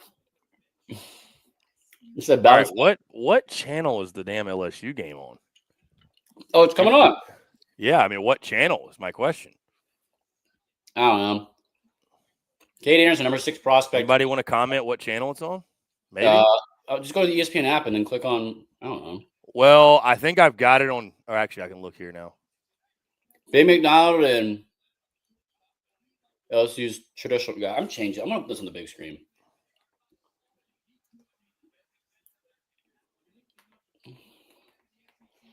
I look so stupid. Yeah. Hey, I'm changing my TV without raising my arm. Well, if I do it down low, then I can't Down do it. low. Is it It's on like actually not going to go for me now. There we go. Oh, it is on SEC Network. Then why is it not letting me do it on the freaking TV? I'm putting it on the other TV so it's faster and ahead of yours. What other games are there on right now? Ole Miss, State and Ole Miss. Georgia and Alabama play tonight or no? The Cajunamics YouTube channel. Dude, Cajunamics is apparently like a legend. Chris, this is a hot take. I think I hate the Smoky Grays, which are top and bottoms. I would probably hate black bottoms. Greg, hot take. Not even sorry. Dude, they hate the Smoky Grays. Who's they? Like Tennessee fans. They don't like this. A lot of their fans do not like the Smoky Grays. I think they look sick. A lot of their fans don't like them for whatever reason.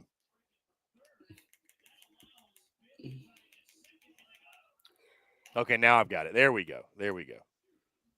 Oh, so do you see like it says strike, throw, and slider, and then helium? What is helium? Boom. There we go. Okay, now I'm set up. All right, here we go. Now we got him. He said helium. Harrison, do you realize that this LSU game is literally just a repeat of what I did 2 weeks ago? Yeah, literally, except same exact thing, except I'm not there. Yeah, except you might not get a walk off, but no, you see where it said helium there. Like when we were at the Colin Tech game today, like I get to pick what's on there, so it's kind of fun. We put for Louisville's starting pitcher, we put eat innings. And at first, they said yummy at the end, and I said, no, you got to take the yummy part off. Thoughts on light shows at baseball games? Oh, like the Ole Miss one? Light shows. I could do without a light show at a baseball game. I could do without it, but I could do without it. I don't mind. Maybe that's I hate fun, but I could do without it. Oh, what was my take that Texas people gave me shit for? Is that I think bands don't belong at leave the band out of the baseball game, dude. That's weird. It just doesn't belong. Just not a band at baseball games, guy. That's it. I don't know. All right, what about this? Let's keep baseball games to the 7th. Take me out to the ball game 7th inning stretch. If you want to do God Bless America, awesome. Miss me with light shows. Miss me with bands. I'm out. Chris, I would be so down for cheerleaders at baseball games. Some of them have dude, Vandy had Diamond Girls when I was there. Yeah, and I'll say the Braves, for example, have Tomahawk Girls, and I know the Rangers have theirs. Obviously, I mean, I'm not saying there's a cheer, but you would like cheerleaders at baseball games, Harrison. Can you blame the guy?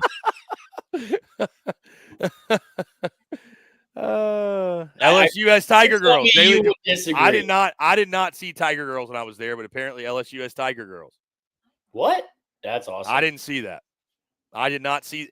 Either I just didn't notice, or I just didn't see it. I'm still catching up on this chat. Or what? Or they weren't there. Dude, Riley Maddox. I thought he was going to get shelled tonight, Harrison. He rebounded from earlier in the game. He had a rough second inning, and he got out of it. And he's been pretty good ever since. He got a nasty little slider. 6 1/3, 4 hits, 2 earned. Not bad. 8 Ks, not bad. Okay, I just didn't notice. LSU had the girls out there. I didn't know. I didn't know. I was locked into the game. Arkansas lead off base knock. Lead off double for the Hogs. Lead off double. Harrison, I'm just going to let you know right now, there's no way we're staying live throughout this entire game. There's just no way.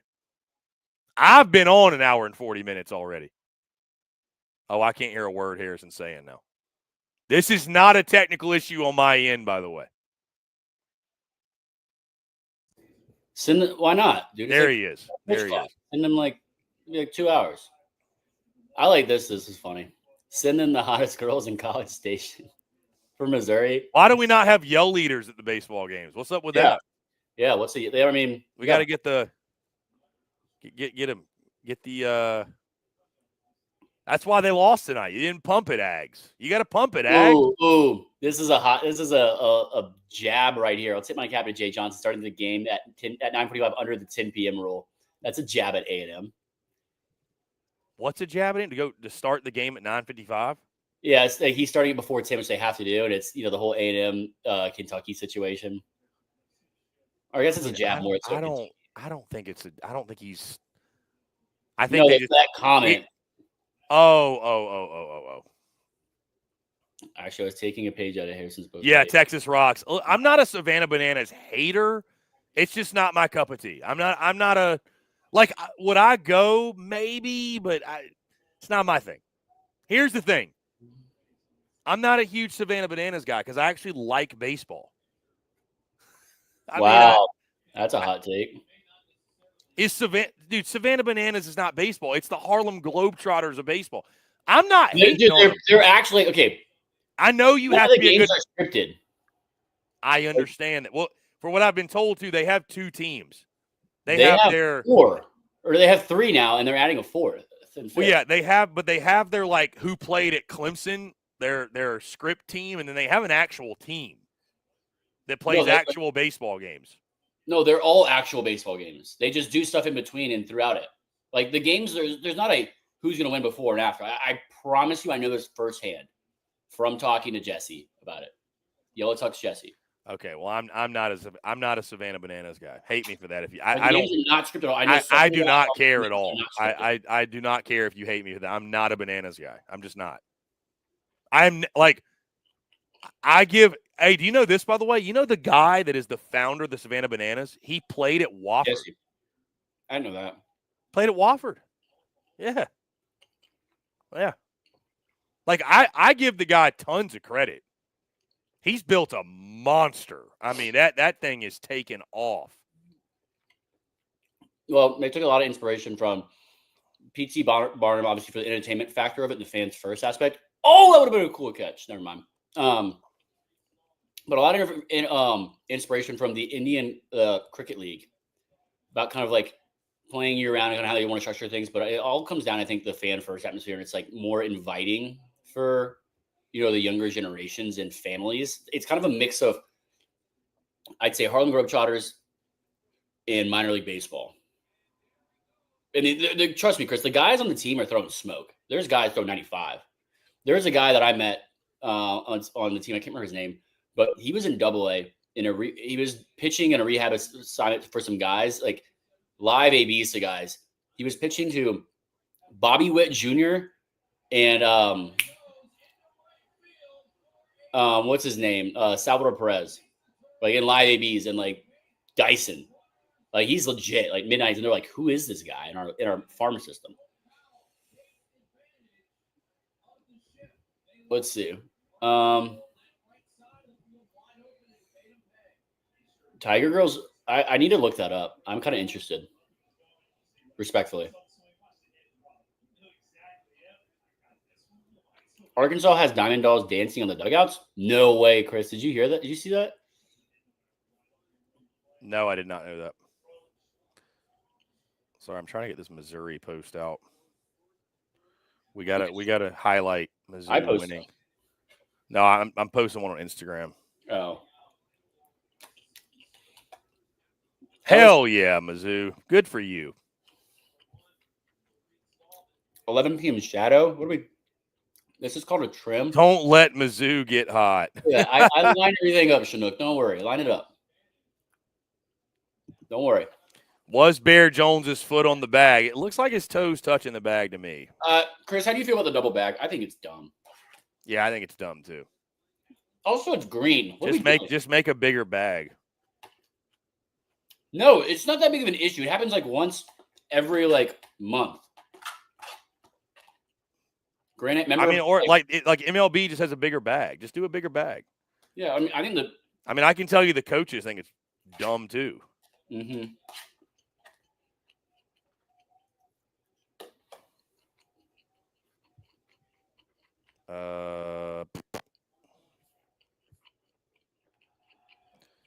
Let's see. Is he out? Yeah, he's out. Yep, they called him out.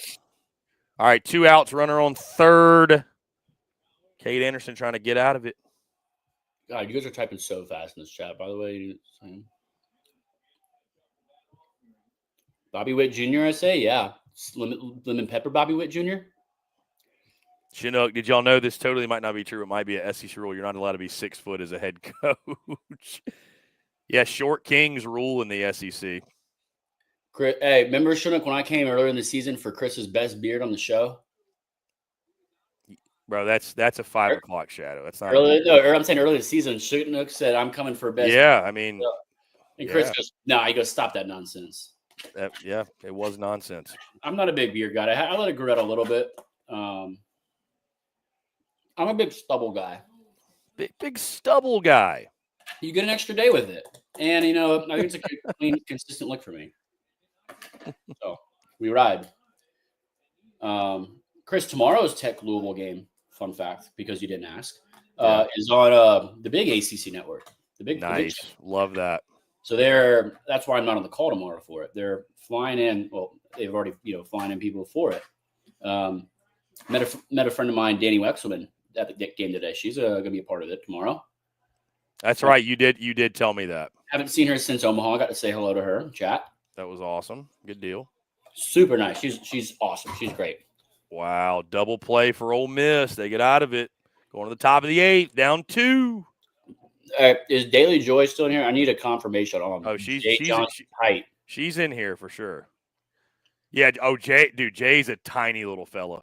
Is that why he's sitting on the top step? Dude, he's a tiny little. Double play for Ole Miss to get out of it. He's a great coach. He's a tiny little fella. I feel like Daily Joy is taller than him. Yeah. Or right thereabouts. Wait, did you go see Mike the Tiger when you were there? I did not. But I've stopped by and seen him before. Can't relate. Yeah, I've seen Mike the Tiger. Yeah, Jay's a legend, but he's a tiny little guy. Are we gonna run into issues? If I have the audio on in the background, I can listen. No, I can't even hear it. All right, cool. I want to hear my guy Ben McDonald. Probably end up seeing him in the Drover. Come Omaha. Randy Jones said, Coach Jay's 5'6" on a good day.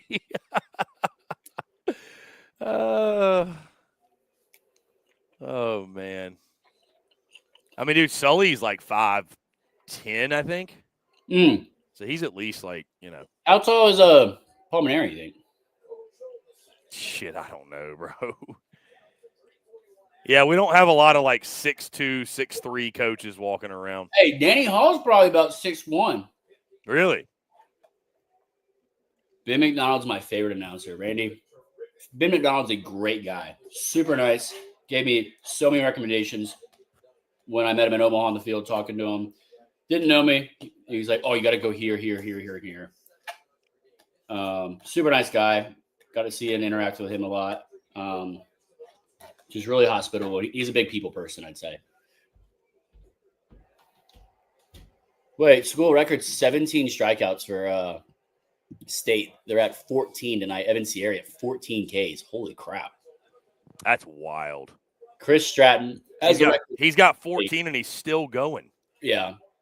Chris Stratton has a record for State with 17 in 2012 versus LSU Tigers. The Tigers, yeah. I tell you this, if State can hold on, that game tomorrow is going to be electric at the Dude. What happened in game 1? Ole Miss won that game 10-2. They touched up Pico Khan a little bit. Really? That's the thing. I got a lot of catching up to do. I don't really have much time tomorrow once it gets to 3 o'clock. I got an event I'm going to. Wow. Kate Anderson gets out of it with the strikeout. How about that? Kate Anderson can't be that big, can he? Ah. He looks about 6 foot, 175. Yeah, dude, he's gonna put some weight on and everything. He's gonna be really good. Like as a sophomore or junior? He's 6'2". 6'2", 186. Oh, that's a 186, not 185. That's funny. 6'2", 186. All right. That was good. How about Auburn? Drink Local Beham. We're going to link up with Drink Local Beham in I'll be down. We're staying in Birmingham. So Auburn scores 46 runs over the weekend. I mean, granted. Yeah, how did they give up, though, over 10 runs to South Carolina? South Carolina had a couple big swings, a couple home runs. But it really just a microcosm of their season when they put on the squeeze in the ninth. Auburn does, and the pitcher fields it and looks to first. The problem was there was one out. So if you get the out at first, the game's over. I mean, so that was kind of a microcosm of their struggles, their season. So wow, Chris Stanfield's batting 9-hole for LSU. He's batting .333 in the SEC play. That leads the team. You know what? I kind of hate that. We're not going to get Mckeever in here tonight to face the music, you know. Why not? I don't think he's going to jump on. By the way, that's 15 strikeouts. He just said, "Let me get away from the stadium, and I'll jump on. Let's go." 15 strikeouts for Sierra. That was filthy too. Yeah. Did they just show a rip of all of them, or? Oh, dude. No, he just struck a guy out. They need more Ks. I think they're out. Gig him, Bart. Make him apologize. He says, "Is that his fault? Is it his fault they lost?" Who? Revoke his credentials. I'm gonna send him that. That's funny. All right, Zach Root. Here we go. You think he got it like last week? Can LSU hit Zach Root? That is the big question. Brings a lot of experience. Off speed is key. Come on, Ben. Give me a little bit more than that. Yeah, I mean, it is. If he's locating his changeup, he's gonna be really hard to hit. Last complete game shutout for Mississippi State, 2016, Dakota Hudson versus Arkansas, 7-0. Evan Sierra low-key looks like Ryan Prager in the face. Yeah, he's the right-handed version. Dude, he's sub 100 pitches in the eighth. Let me ask you this, Harrison. Is Mississippi State doing the exact same thing if Chris Lemonis didn't get fired? Oh, he hit him. Oh, he's down. He's down. Get up in the stretcher. Now he's up. What do you think? Is State doing the same thing if they didn't fire Lemonis? Did that make that big of a difference? No. I don't think so. That's probably why they fired him, though. They're like, well, if he goes on a run, then we kind of have to keep him. Yeah, I don't think that. Oh, him in the elbow. I don't think it was. I mean, they would have won that midweek anyways. Maybe by a big score, amped up for this series. Swept Kentucky. Dude, how about Kentucky beat Oklahoma? Which game? 2? Game one. They beat Kyson 4-3. Really? Yes. Oh, you see this? The box crowd is so far past. Yeah, I mean it's not slam pat, but I guarantee you the ones that there have been very much. Air Jones, Marietta, Georgia, my backyard. Yeah, he is a Marietta boy. He only has 16 home runs. It's crazy. Dude, Parker left Sierra out there. Yeah, he goes, "Hey, it's your last guy." Love that. Good move by Justin Parker. He's earned this. Get him through 8. Yeah, I'd imagine Parker's going to be the guy that's retained on that staff by the next head coach. You'd be crazy not to retain him. You'd be crazy to let him go. Yeah. What if? Hey, maybe Justin Parker's the next. I was gonna say, what if he, maybe they put him as a. Wow. Wow, what a catch. Yeah, that's a hell of a catch. Huge catch by Reeves. 8 complete. What an outing. Hey, tip the cap to him, baby. Tip the cap to Evan Sierra. 15 punchies.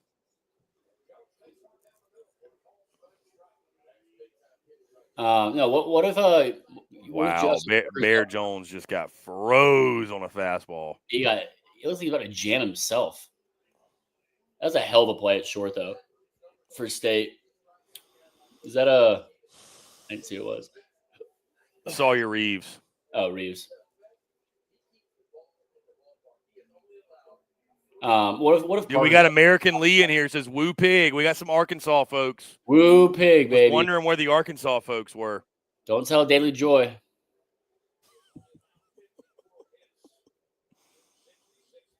Fernando. All right, I'm not waiting all night on Jake McKeever, man. He's coming on. You can't. He said I don't have good enough service yet. I still just laugh at the fact that for those that don't know, like Friday Night Spikes was his idea. Oh, 100%. It was his idea. We would have never. I don't know that we ever would have done Friday Night Spikes if it were not for Jake. I don't think we would have. No. Maybe he did a solo show by himself. I want to give him credit. You and him did one, but I mean, he's probably appeared on like what 40% of these, maybe that's 30%. Yeah, I'd say 30. But granted, Chris, 30%. He has gone to more games than you and I combined this season. Yeah, I mean that's fair. That's fair. And he's gone to more venues. I mean, listen, if I was in Baton Rouge tonight, we wouldn't have done Friday Night Spikes. I'd have been at the tailgate waiting on a 9:55 Central Time first pitch. Oh! You must be ahead of me because I don't know what just happened. Holy crap! Oh my God! Ow! That was a good catch. Jeez. 30% is Hall of Fame numbers. Tech in baseball. What is the Tech in baseball? Like Georgia Tech? No, he's saying that at 30% in baseball. Yeah. Dang. So, that looks so painful. What a catch. Where is the MIZ fan? He missed on a hell of a Friday Night Spikes live stream. Dude, if you're an MIZ, this is a great night. MIZ, pull up all 12 of them. This was a great night to tune in. Yeah. No, listen, be careful with that. I got clapped back at for saying that Mizzou fans don't care about baseball. I had a Missouri fan tell me to not generalize. So there's some out there that do. Missouri fan that I haven't seen a single one on Twitter or anywhere. A young woman named Maggie Johnson cares about baseball. Shout out to Maggie. Shout out Maggie Johnson for holding down the fort. Who I'm sure Maggie is ecstatic tonight. Maggie Johnson cares about Missouri baseball. And if you say shout out Maggie Johnson then. Jake said Verizon. Oh. But there's graduation, so it's draining the bandwidth. Yeah, I just went to her timeline. She literally quoted the final score graphic and said, "The road to Omaha starts now." No way. Send that group. I love it. I love that. That's actually funny. I do love that. Send that in the group. That's hilarious. Oh, I got to find that one. Where is it? I know exactly who did it. Oh, my God. Did you see the Vatican City Connect jerseys just dropped? I did not.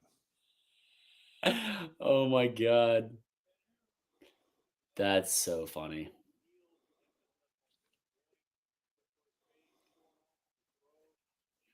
Oh yeah, Chicago. Let's see. Gig 'em Bart. Glad we could make Maggie. Whoa, wait. He really did. Did Derek Shelton get fired? Pirates? Yeah. Yeah, their manager got fired. Yeah. When? Yeah, the Braves lost to a team without a manager. They got fired yesterday. Did you see what Paul Skeen said? Yeah, he said. I wasn't shocked. We're 12-26. Yeah. Someone's got to be held accountable. Yeah, yeah. I talked about that literally an hour and a half ago, but yes. Yeah, that was a very funny interview by Paul Skeen. He's just like, yeah, we're 12-26. I'm not surprised. At the end of the day, I mean, we're 12 and 26. He's like, yeah, bro, no kidding. We fired the manager. God bless Paul Skeens being on the Pirates. Dude. I don't know that it fixes the root of the issue, which is that we need to play better. I don't think it fixes the root of the issue. We need to play better. Well, yeah, no crap. He's like everybody but me needs to play better because I throw gas and shut everybody down. I've seen so many tweets. It's like we're wasting Paul Skeens' career. They are. But he's gonna get a massive payday. Let's go. What's up? MIZ. Hullabaloo, connect, hullabaloo, connect. Thanks for having me. Glad My you Wi-Fi- came. Where's the MIZ hat? What's up, Jake? My Wi-Fi is pretty bad, so Now you sound and look great. I'm not gonna go the second part. You sound great. yeah. There was graduation, by the way, so the bandwidth was pretty bad. It took me a really long time to leave the stadium. I imagine the players probably had to sit in the same traffic, so I'm sure that was just horrible for them that they lose and then have to sit in traffic for an hour to get home. Yeah. Well, Jake, walk us through it. I mean, Gig'em, where you at? Up 3 runs in the 9th inning. I mean, yeah, with your stud bullpen guy on the mound, starts to waver a little bit, gets a little bit squeezed, if you will, and then Is he actually getting squeezed? Yeah, I mean, well, the zone for both sides in the 9th really, really shrunk. Why? Because there was one with Bear where I thought it was a strike, that it was a ball too. But yeah, it was. I'm just going off of memory here. So single, walk, hit by pitch, dribbler. Then Kent had an error in there, and then they had a double. I'm gonna be honest with you, and Chris, you're a little bit older than me. I do not think I've ever seen a time where everything changed in the matter of 10 minutes. They went from needing 13 wins with a team that was winless in front of them to not only losing that game, so now having to go and win another one, but they probably have to optics-wise win the next 4 of the next 5. Or minimum. They need to win. Get into the postseason postseason now. what? They No, gotta you win can- 2 in the tournament. They can get to 14, and I think that if you get to 14, you'll be I in. think if you get to 14, you're in. If you get including after SEC tournament. No, before. They would need 4 of the next 5. If they finish the regular season 14 and 16 in conference play, I think they're in. As like a 3 seed somewhere. I think you would have to update. If they weren't preseason number 1 unanimously, I would disagree, but I think you're right. I think it's like 70 or 80%, 80 or 90% of the teams that get 14 wins make the tournament, I think. Yeah. And this isn't a very strong bubble year either. Like, a lot of teams have kind of played themselves off the bubble. Get out, ball. Oh, no, never mind. Yeah, but, in the span of like 10 minutes, everything just completely evaporated. Because they're at what now? 10 and 14? No, 10 and 15. Yeah. Yeah, because you were 10 and 14 going tonight. Yeah, it's Jake, it's just wild that you come off that LSU series, everybody's feeling great, and then I mean, just joy. Like you said, it just this tonight gave big like early season vibes for A&M. Yeah. They didn't get a hit after the 6th inning, and it was a single. They had that 5-run 3rd inning, I think is what it was, and then they didn't score again. Really compounded a ton of at-bats, and I do have a fun stat for y'all. Do you know who is number 1 in save percentage in SEC play? Who was coming into the weekend? No, who is? Save percentage, Dylan Valantis. The guy that came in the 9th from Mizzou because he's probably 1 for 1. That is correct. This was Missouri. No, he doesn't have enough to qualify though. He doesn't have enough to qualify. It doesn't count. For reference, this was the first time that Missouri had a lead, period, in the 9th inning in SEC play. Yeah. That doesn't surprise me because they had a lead in the 8th versus Georgia. They were tied. Or tied, and then Slade Alford hit the homer. Yeah. They have only had 2 runs scored in the 9th inning, period, all SEC play. Chinook said, they have some great series wins, technically. Harrison, not GT. Oh, he's talking about A&M. They beat 1, 1, and 2 at the time. Who was? You're gonna have to Tennessee was 1, Arkansas was 1, and LSU was number 2. LSU, yeah. And they'll get RPI Georgia #1 next week. Oh, no fucking way. The Missouri But they gotta beat Georgia at Foley. That's the problem. Missouri bus is driving by me right now. Put them on. Put them on the cam. Give them some love. Good for Carrick Jackson. Oh, good yeah. for Carrick. I'll say this about it. They were ecstatic, as they should be in the dugout, but they didn't quit last week against Georgia, and you can't say the same about the other team that's right above them. These guys, it's not a good squad, but they're a squad that's still fighting. Yeah, you made me laugh, Jake, yesterday when you said South Carolina got that double in the first, and you're like, ain't no quitting them. And then 3 innings later, Jake quotes and said, they quit. They quit. That series already over. Auburn swept already. Yeah, I mean. So, how about that? Oh, yeah, they're going fucking ape shit in that thing. When they drove by, they were dancing. Really? Are they really? Dude, they deserve it. They deserve to party tonight. Hey, what are the odds they get blown out tomorrow and just run rolled? It doesn't matter. They're not winless. They're not. Hey, I will say somebody made a great point in the chat, Jake. You know who loves the result tonight? Mississippi State. Because you didn't want to play Mizzou when they were 0-27. They still have to play for all of the skeletons that Columbia, Missouri has been for Mississippi State. They still have to go up there and take care of business. I'm just saying, though, it's like you don't have to worry about, we could be the first. A&M got that out of the way for you. But they still need the same number of tournament wins. But I think Missouri's going to kind of fold the tent. I'll say this. I think Chinook, this comment about Tennessee's series. This was Chris. I addressed this on the show. I tweeted it out too. Yeah, I did. Yeah, I mean, at one time they looked it. I mean, at one time they looked it. I mean, they did. They got a big win today, though. Liam Doyle was as good as, he was as good as he's been all year. Look at the box, but what did they do from an infield standpoint? Antigua came in late, so he did not start. Well, he shouldn't start. He has much. I couldn't tell you who the whole below his body weight, and he ain't weighing that much. Yeah, I couldn't tell you who the whole around the infield was, but it was. Oh, maybe we lost Jake. Your Wi-Fi looks like it sucks too, Chris.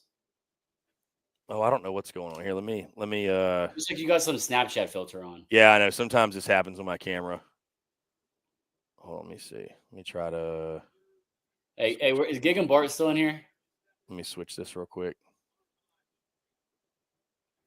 All right, let's make this official. Mm-hmm. What can I say? This is what happens when you're on for. Let me throw Jake in here. 2.5 hours. Hey, check the comment. Harrison knows ball. Yeah, but what did they do in? Well, Antigua was suspended last weekend for the ejection.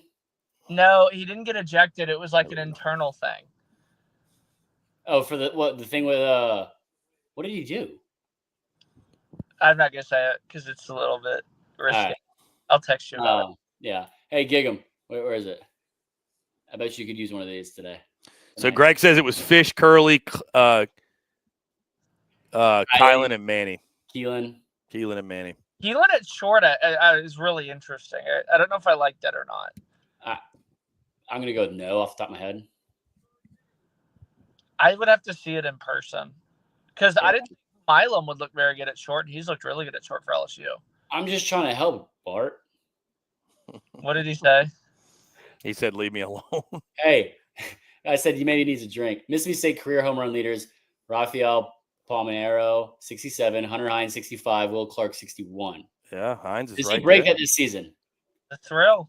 I mean, he only needs 2, or he only needs 3 to break it. He hit 3 in the next 5-6 games. Yeah. Would the postseason homers not count? Can I put an asterisk on that? Why? Because he came back an extra year. Yeah, he played 4 years. The other guys only played 3. Yeah. That's fair. I'll give you an asterisk for that. Well, hey, shout out to Kentucky for winning against OU on Kyson. Hey, LSU offense got something going. There we go. Yeah, that's what Chris Fry said. with the double. Jake, the first SEC play I watched today of baseball was the diving catch of Missouri to win their first SEC game. The first SEC play I watched tonight, and then I put on other games. So couldn't tell you what happened. I just got a text from our guy Blake Ruffino, LSU guy. He said, "Put in a rally pillow." Put in a what? They want a rally pillow, little Zinski. I'm like, it's in, brother. It's been in. Is he on the show? No, he just texted me. No, he's watching the LSU-Arkansas game. Is he at the game? Hunter Hines comes up big with the insurance. 3-0 State. They're gonna 0-2 down the middle. Hey, what are we doing? if State holds on, tomorrow is going to be pure cinema at the dude. Sunday. Oh, they're not playing tomorrow. Sunday. Oh shit. Okay, even let the anticipation build then. Let the anticipation build. I'm really curious to see who gets that final hosting spot because I think OU lost. Ole Miss. I don't think Alabama gets it. Hey, don't let the Gators heat up and steal it. They would have to, I think, essentially win out. Yeah. They'd have to at minimum take 2 this weekend and sweep Bama. I think their number's 17 to host. Who? Florida. I'm wild though, bro. No, they're not going to host, but it is just wild. Bro, they jumped all over Riojas, man. That's back-to-backs. Hey, Chris, fun fact for you today. Texas played a softball and a baseball game today, and Ruger Riojas had the better start between the softball and baseball pitchers today. Yeah, I saw A&M shelled Texas softball. Yeah, she didn't record an out, and Ruger recorded 1 out. You went 1 out? Yeah, and then they brought in Grubbs for 25 pitches, which I thought was very odd, by the way. Did you see the video of Jonah Williams talking shit when he got walked down 8-1? I kind of liked it. I didn't like that Texas's coach got between them. Like, if Jonah's gonna run his mouth, like, let him. Like, that was the only part I didn't like. I was fine with the whole thing from Jonah Williams. It was when the first base coach got between Jonah and the first baseman. That was where I kind of took an issue to it. I say just don't be chirping the whole Florida team when you're on 7 runs. Yeah, that's one thing. It's one thing to get fired up and, like, look at your dugout and be like, let's fucking go. But, like, you're turning around to the catcher like, what? Going to Brody Donay, who's like 6'6". Yeah, and then Brody gets in his face, and the coach goes, don't do that, bro. We don't need that. Like, what do you mean we don't need that? You didn't think to say anything while your dude was chirping down the whole first baseline? I don't know. Yeah, but I will say this. When Texas baseball becomes unlikable, that's when they're officially back. Yeah. And this, hey, I tell you though, what considers them unlikable though? Chirping. Yeah. Yeah. Well, part of that is winning. They have to be winning, yeah. But also too, like, it's kind of like, why is Tennessee baseball unlikable? Because they win, but they're also cocky assholes. Yeah, and Jonah's far from them. And Harrison, please don't try to refute that they're cocky. I love Tony V and the Vols, but they're cocky assholes. That's how they are. I was going to say some LSU teams have been that too. Yeah, I mean, a lot of good teams have been unlikable, for sure. When we were there, Chris, everything that they did, they were pissed off about with LSU. Like, it was annoying how pissed off they were all the time. We just got hit off the knee for LSU and just didn't even flinch. That's 4-0 State, by the way. Another base knock. But I'll tell you this, though, but that Florida-Texas series, bro, now Florida's got Liam Peterson going tomorrow. Oh, yeah, because they are really ahead of it now. Dude, Pierce Capalla looked really good again. Did he really? I saw they flipped that. Bro, he was 94, 95. And, dude, he's not throwing 100, but the fact he's 6'8". So, like, he's letting it go at the fucking dirt. Like the front of the grass. Just, a shorter distance to play, but I wonder what his release height is. It's probably really high. Here's your question. His shit was filthy. That's all I know. His shit was nice. With Spencer out, Ruger falling off, how many pitchers does Max and Schloss realistically trust right now? Outside of those 5 guys? Say 5. Who are the 5? Luke Harrison, Dylan Valencia, Max Grubbs, Thomas Burns. Still got to be Riojas. They still got to be Riojas, yeah. I think it's down. Oh, they got him at the plate. Maybe they're going to move What a play. Oh, man. Pitchers are athletes, too. Chris, don't I'm tweeting it at and all, you're by the retweeting way. it. Do what? I'm tweeting it and you're retweeting it. What'd you I say, think Jake? I don't think they trust Ruger at all. I think they're going to move him out. I'll find out. They don't trust. I will say, like, and I know it's easy to say this because of the way they've been playing it late, but Texas scares me going in the postseason. Yeah, They really scare me going to the postseason. I think the opposite, and I know that I'm probably not in the position to say that right now. Yeah, as an MIZ fan. But I don't feel like I don't feel comfortable with them at all. I don't think they have the pitching, and if they get on the wrong side of the regional, they can't pitch. No, that's what I mean. That's what I'm saying. Texas scares me from that perspective. Oh. They scare me of like I could see them getting knocked out like way earlier than people. Well, the thing is, like, they have to win game one in a regional. Like in a super, you have more flexibility. Well, and it's literally like I was saying last week when I got put in the ringer by Texas fans. I was like, the only thing that would concern you is like you've been whistling by the graveyard all season, and like if that shit starts going the other way, now you're starting to play bad baseball at the very worst time. Yeah, I mean, we talk about two things, Chris: hot and healthy at the end of the season. Not either. Look at Florida. Florida's not even that healthy. The good news, though, is that we talked about it 2 weeks ago, Chris, about how they might shut down Dylan Volantis. Down? They haven't needed him in 4 of the last 5 games because they've been down 6 runs. Oh, Volantis? Yeah, they haven't needed to throw him. What do you mean shut down Dylan Volantis? As in he's thrown a lot of innings and they want to save him for the postseason.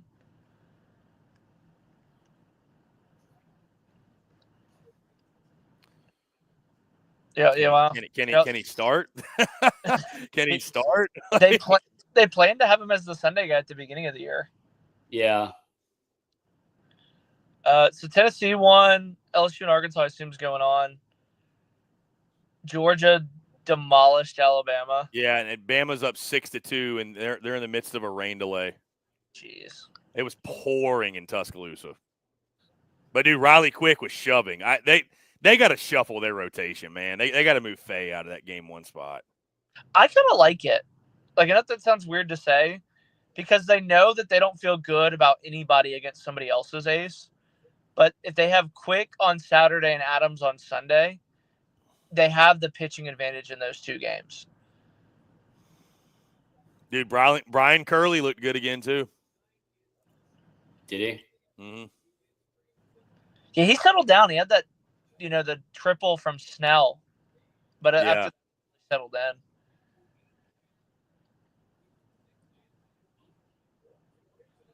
All right, guys. Harrison, you about to head?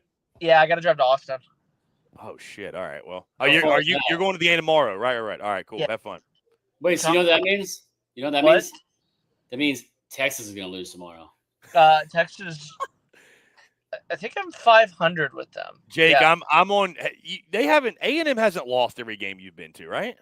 No. What's so I don't put it on you, Jake. I'm team Jake here.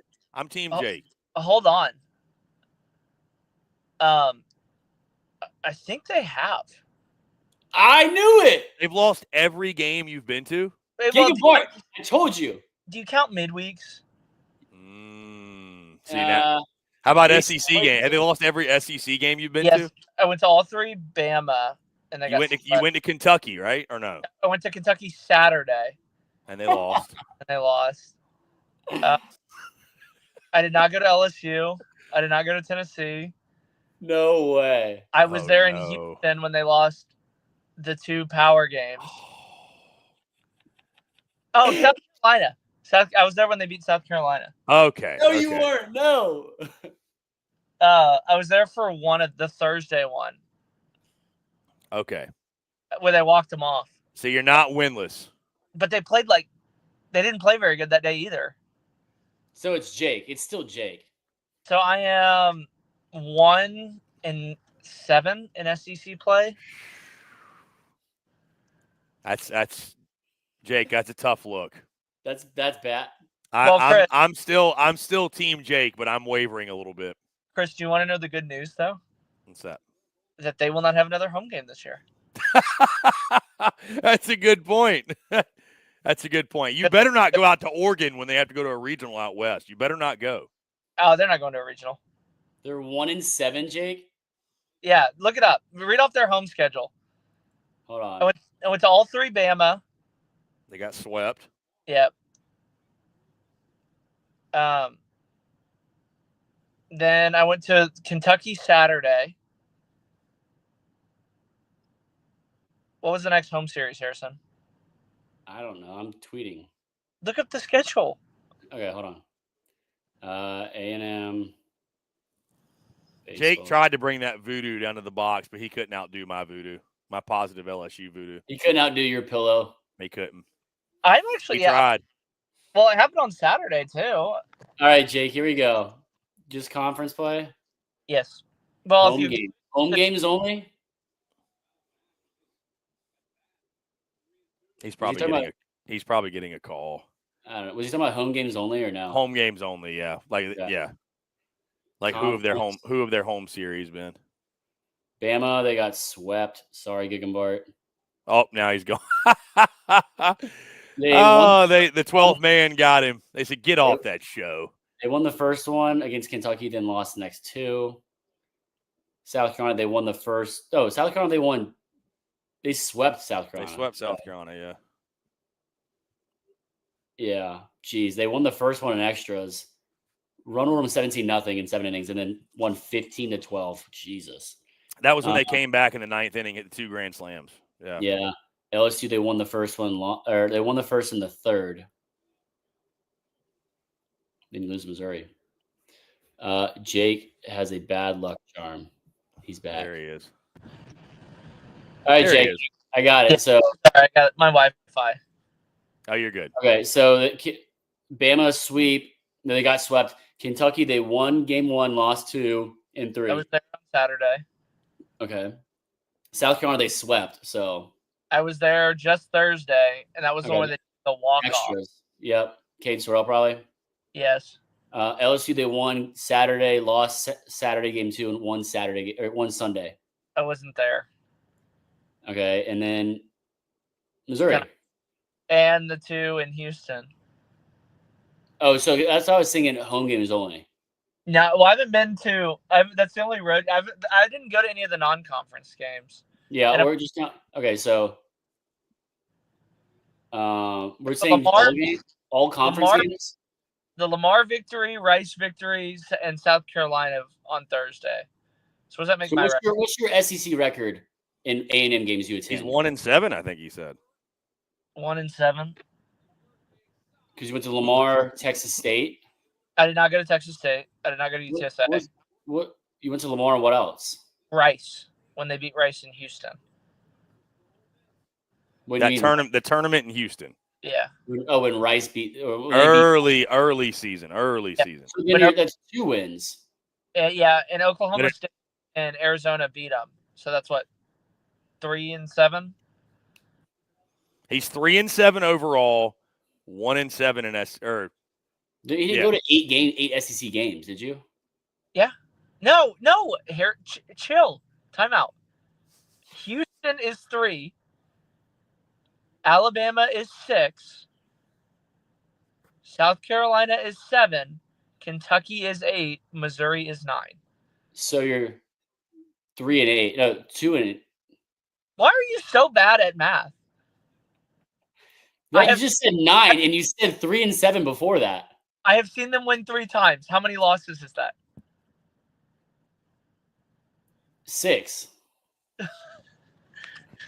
If you've seen them play 9 times, Jake, and they've won 3 games. That's 6. That's what I said. I just said 6. Why did that take you so long, though?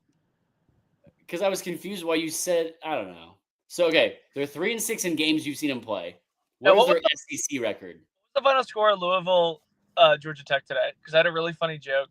It's like 15-2 or something like that. Final 15-2. Damn it. I really wanted them to get to 17, so I could have made a joke about them painting a 17 on the field. I know. I figured that out, dude. In like the 7th inning, I was like, oh my gosh, this would be so bad. Yeah, dude, the math ain't mathin'. I give him that. Wait, so what's their SEC record? Oh, that almost got out.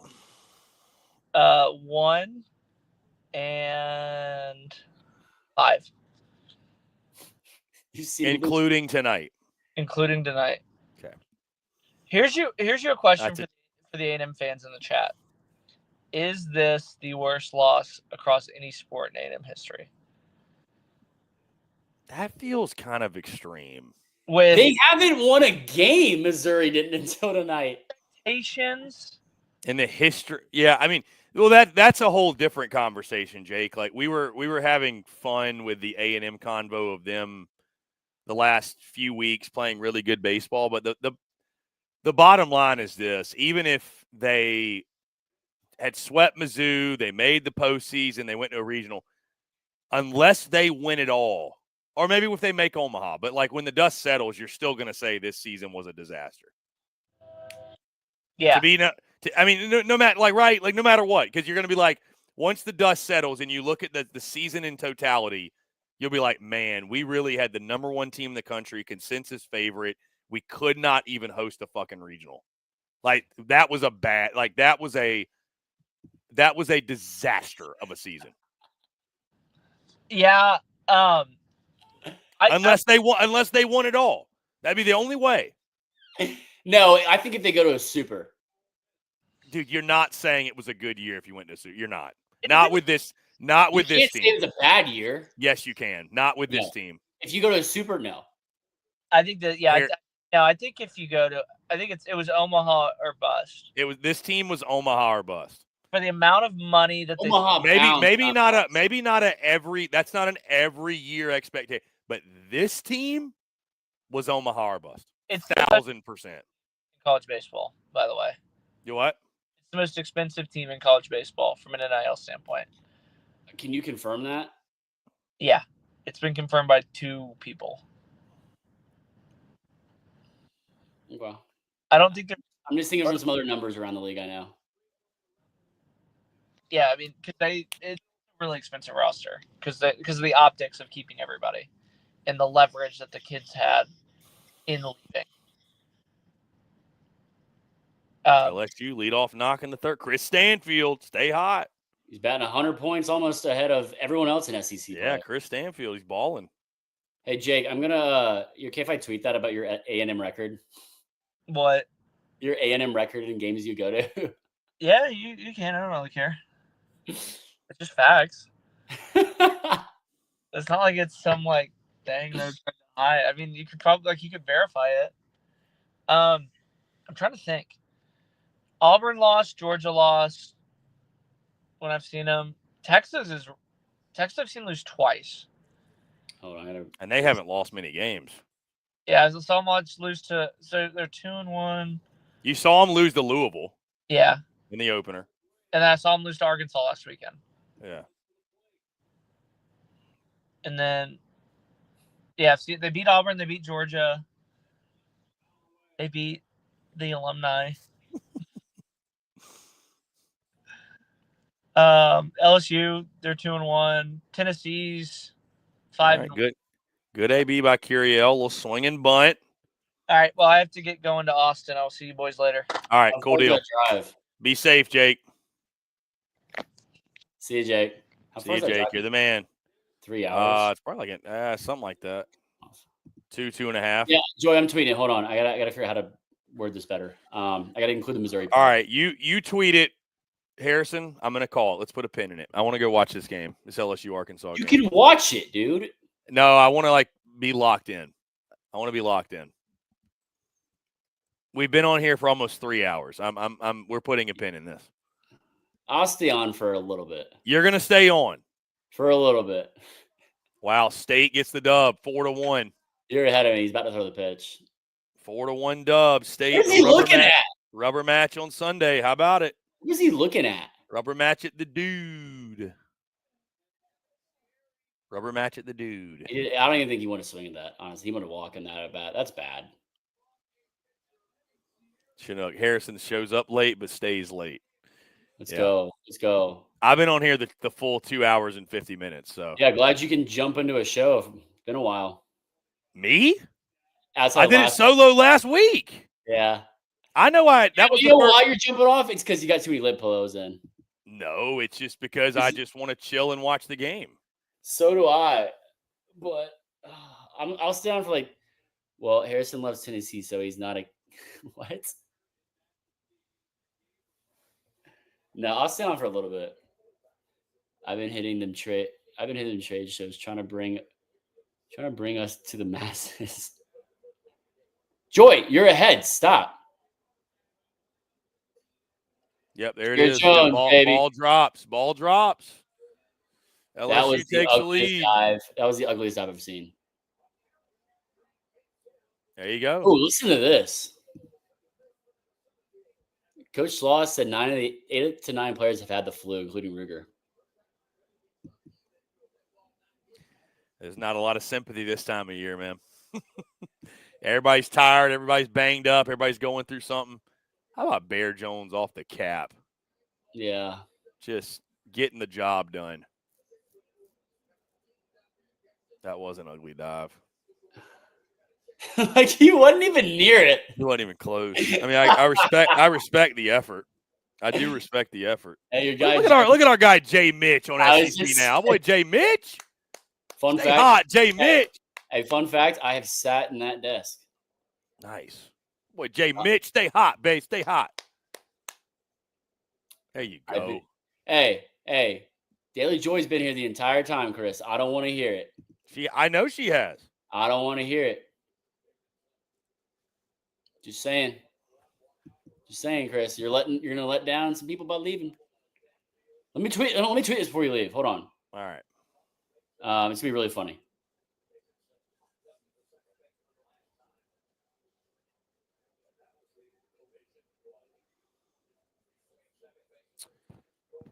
The LSU Tigers are on the board. So now I think this is the lone game that is going. Let's see. Are Alabama and Georgia going to resume tonight? No way. Dude, they haven't updated anything. I think they're just like waiting right now. I don't know. By the way, Bama getting run ruled in their first game. That was the 4th time this season they've been run ruled in a game 1. 4th time? Jesus. Yeah, when they lose game 1, they get killed. Playing friend of the show. Are we going to hear a 1:15 a.m. pucker up and kiss that baby goodbye? No, I feel y'all to shut down because I'm trying to focus on the game in the show and it's not working out well. Daily Joy, I'm pretty sure you can do both. We are on the board. What does DJF mean? Daily Joy Foster. I'm sorry. CP real Tiger fan wants to watch this dub in peace. Yeah, exactly. Yeah, I've been anointed an LSU fan by some folks in the chat. Yeah, I don't know, man. I don't know what Aggie fans did to deserve some of the things that happens to their school, that happens to their programs. I don't know. I really don't. I don't know. I just don't know. I don't know. It's just like one thing after another. All right, here's the tweet. For what it's worth, right. Texas A&M is 3-6 overall and 1-5 versus SEC teams this season in games when Jake Mckeever is in attendance as they fall to Missouri, who gets their first SEC win of the season. Love that. Well done. Right. Joy, I just tweeted it out. Well done. The one he tweeted at me goes, pray for our guy Fantavious. Nothing wrong with him. He's just on the call for this game. I mean, I thought that was so funny. I'm sure you were up there in the booth like, good God, this is ugly. I had like 4 people text me. Randy Jones, CP's an honorary Tiger fan, fits right in. Wait, so okay, I'm so honored by that. I'm so Chris, honored by that. This means that you are an Aggie fan. Oh, I'm in everything. A Longhorn fan, an Aggie hater, a Longhorn hater, and an LSU fan. A Vol homer, a Vandy homer, because I'll be living in Nashville. Yeah, Oh, that would have been so funny. Cam, oh, I like that. Oh my God, that's funny.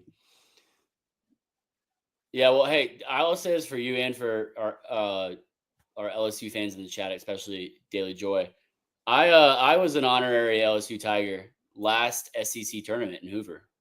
If Chris remembers that. Yeah, I do. Got taken care of. Yeah, by, we'll be there. Hopefully we get some hopefully we get some crawfish. I'm gonna text my guy. Yeah, hopefully we get some crawfish in Hoover.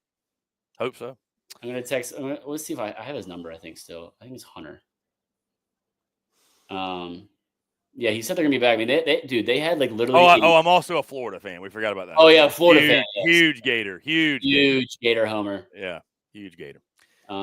Huge Colby Shelton fan. Yes, Sully, the boys. Yep. I'm really conflicted with the series in Austin. Yeah, what are you gonna do? I mean, geez. I don't know. Enjoy it as an unbiased observer. So. You're early, yeah.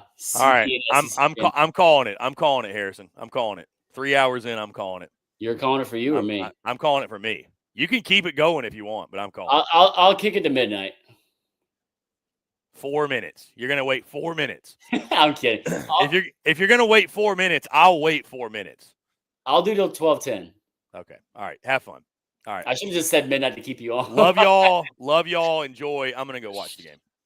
Enjoy it, Tiger fan. If you can't close the stream out properly, let me know. Just click finish stream. Later. All right, we're back. Real show's getting started now. Chinook, drop all the hot takes. Daily Joy, I don't have to say that to you because I know you will. They just updated the banner game suspended. That doesn't surprise me at all, but that would have been fun to see some late night. Ooh, get out, ball. Daily Joy, I think we need to get our friend CP back on the show. Can we call it a coincidence as soon as Chris hops off of Friday Night Spikes, Arkansas hits a home run and ties it up? Is that a coincidence or not? I don't make the rules, but that just seems too good to be true. I mean, Cade Kozel, lefty-lefty matchup, lets it get deep. Jeez, barrels it opposite way and punches it out of the reach of Chris Stanfield in left center. That is some grown man strength at the plate.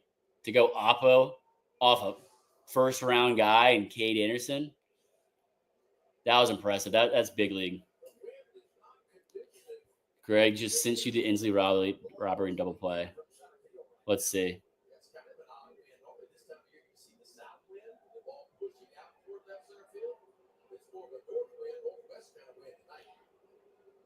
Okay, he's getting more than half his homers and his short rest starts, which is tonight. I mean,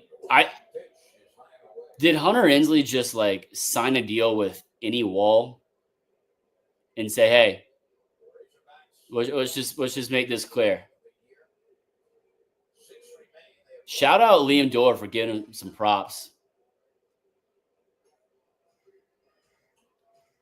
Oh my gosh, this is so funny. Greg, I'm about to tweet this out. Greg, I'm about to tweet this out for you. This is going to be so funny.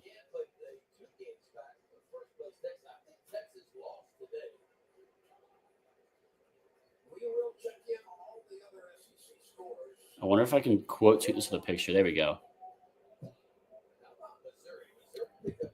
I kind of want to see. Do y'all in the chat want me to do a little color analyst for this LSU-Arkansas game for a bit? I'm down to do it. I've got some more juices flowing. Chinook, the Tech game did not take it out of me. Granted, it did end in 7 innings, so I'm willing to fill the next 2 with some Arkansas LSU color analyst if the crowd wants it. I'm here for it. We can do that. If not, tell me not. I won't do it. Come on, down and in. Ooh.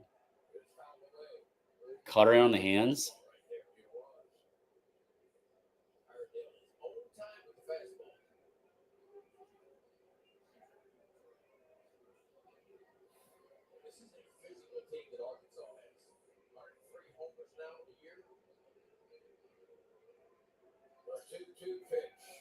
Baseball is not fun anymore. Giggenborg, okay, question for you. What would you do?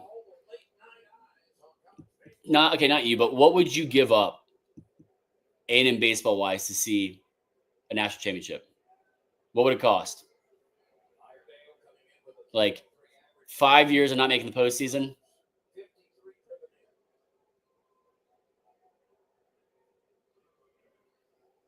I mean, I think you might take that bet.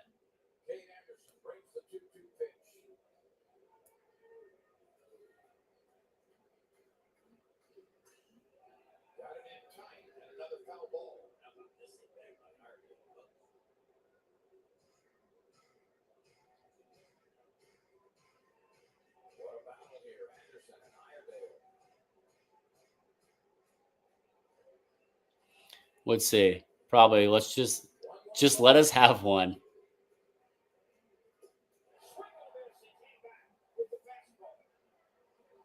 All right.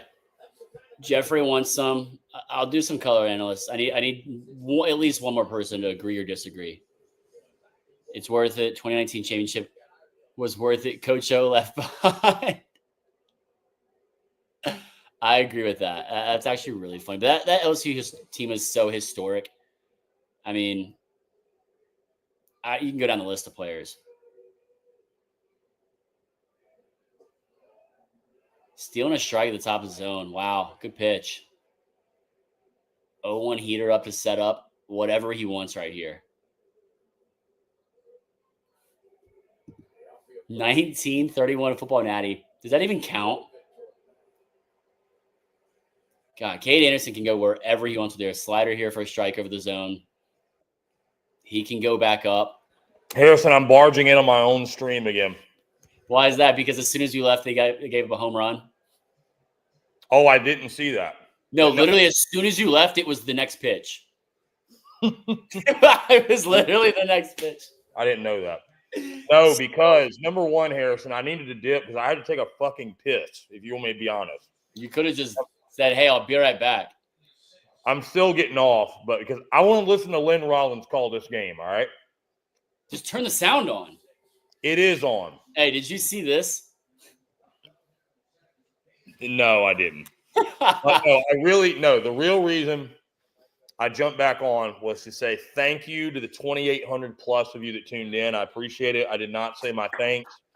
I really appreciate y'all. Thank you so much. That's really what I wanted to do. So I felt bad just jumping off abruptly. Thank y'all for tuning in. We really appreciate it. We're having fun with Friday Night Spikes. I'm literally in my house. It is a complete disaster. Yeah, I see Ziploc bags on the counter.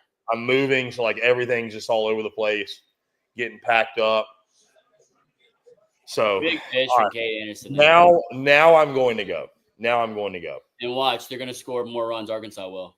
Well, Chris, if they score, you're lucky they're out of the inning. If they score first two batters of next inning, you got to come back on. Okay. Well, you only have 5 minutes left, anyways. I'm willing to wait. Okay. All right. Well, anyways, I'm calling it. 3 hours in. Really appreciate y'all. This is the best. Shout out to you for doing 3 hours, though. I got to give you respect for that. About an hour 30 maybe solo. Not 2 hours. Not 2 hours solo. You went on at 9. Is what? You got on about 11. No, like 10. It was 10:45. Okay, yeah. Hour and a half. Hour 45. Anyways, appreciate y'all. Again, can't say thank you enough. Over 2,800 of you tuned in. Really, truly, man, means the world. So we're rocking crazy. This is only the second. This is the second to last regular season Friday Night Spikes. And literally, Harrison, the last Friday Night Spikes for me from this location.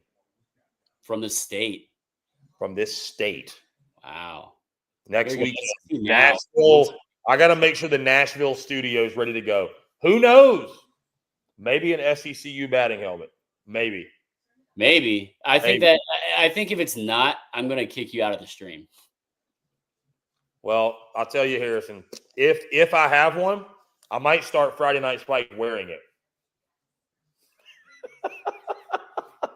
Please do. I will post it. Batting helmet on. You're like, here's your batting helmet. I'm wearing Let's go. Chinook. Oh, we could get like a Chinook brand on the side or something. There you go. All right. That's how you should ring in the studio. Okay. Yeah. I'm game.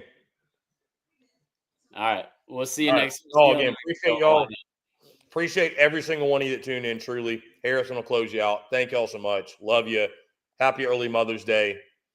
Take care. Be good. Enjoy the weekend. Enjoy the baseball. Harrison, close them out, babe. See you, ball. Chris getting off again as another run scores. No, it's not. Yes. Fry with a laser. You're really going to make me watch. You're going to make me watch this one. He definitely does not hit a home run here first pitch. That is back-to-back exits for you with a home run. Wow. And this time it's Ella. Pucker up and kiss that baby goodbye. Apo Taco for Ethan Fry. That ball had to be the shortest home run. That could not have gotten any shorter and gotten out without hitting the wall. LSU fans like, please just say you're exiting and we'll just keep hitting bombs.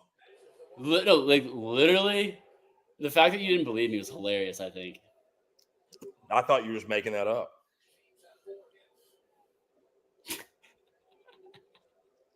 Wow. All right, end on a good note. Get out of here. That was a laser. That was a laser. I told you that thing probably didn't get above peak height of 40 feet, maybe. Well, that had to be the lowest launching I've seen in a while of a home run.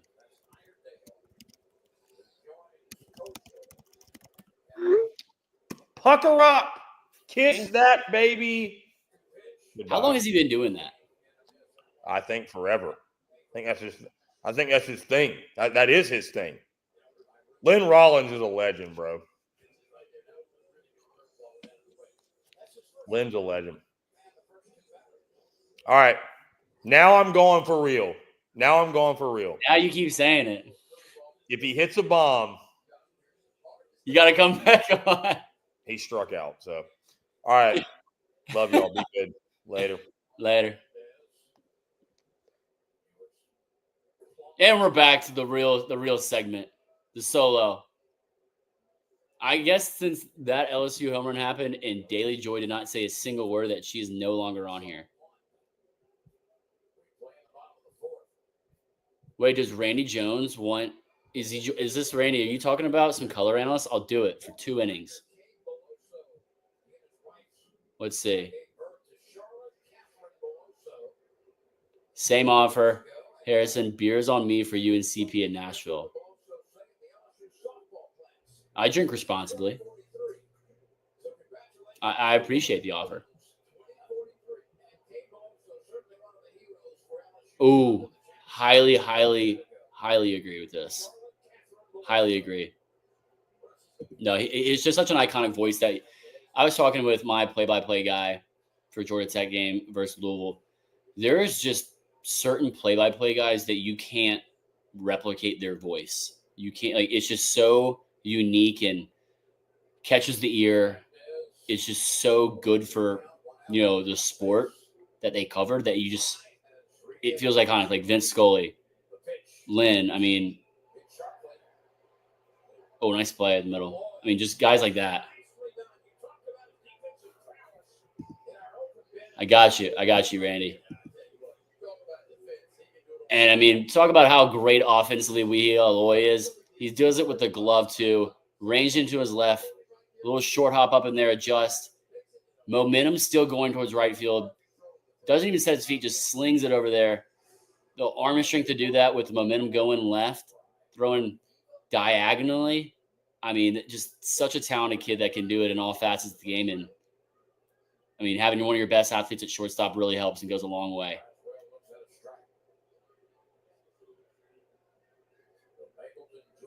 Joe Buck's another one.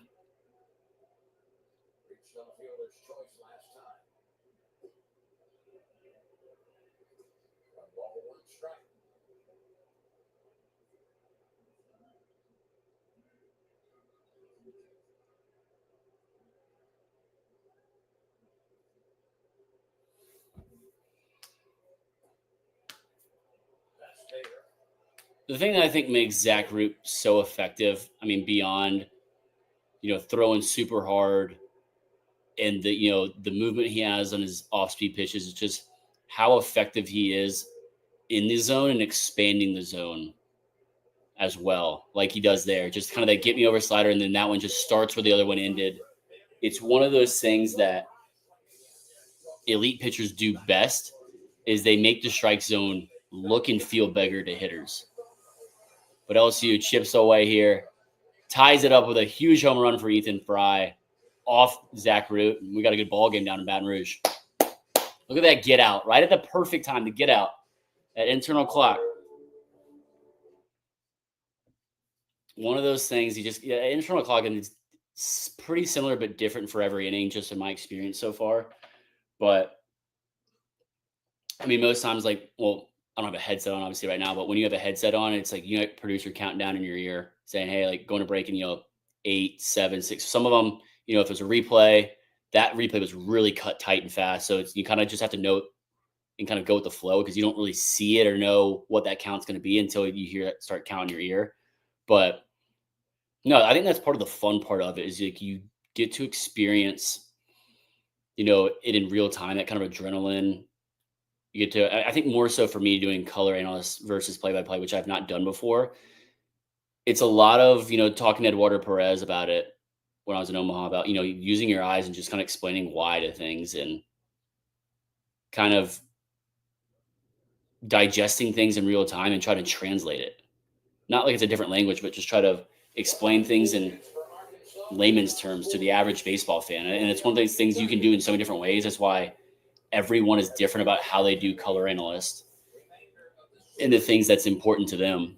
Tomorrow's game will start at 5:30 Baton Rouge time. Sunday's game will start at 3 o'clock local time. It's Dave Van Horn. This is a Giggenbart. I respect that. You hate LSU, but watch to listen to the play-by-play. That's fair. That's just being a college baseball fan, though, too. But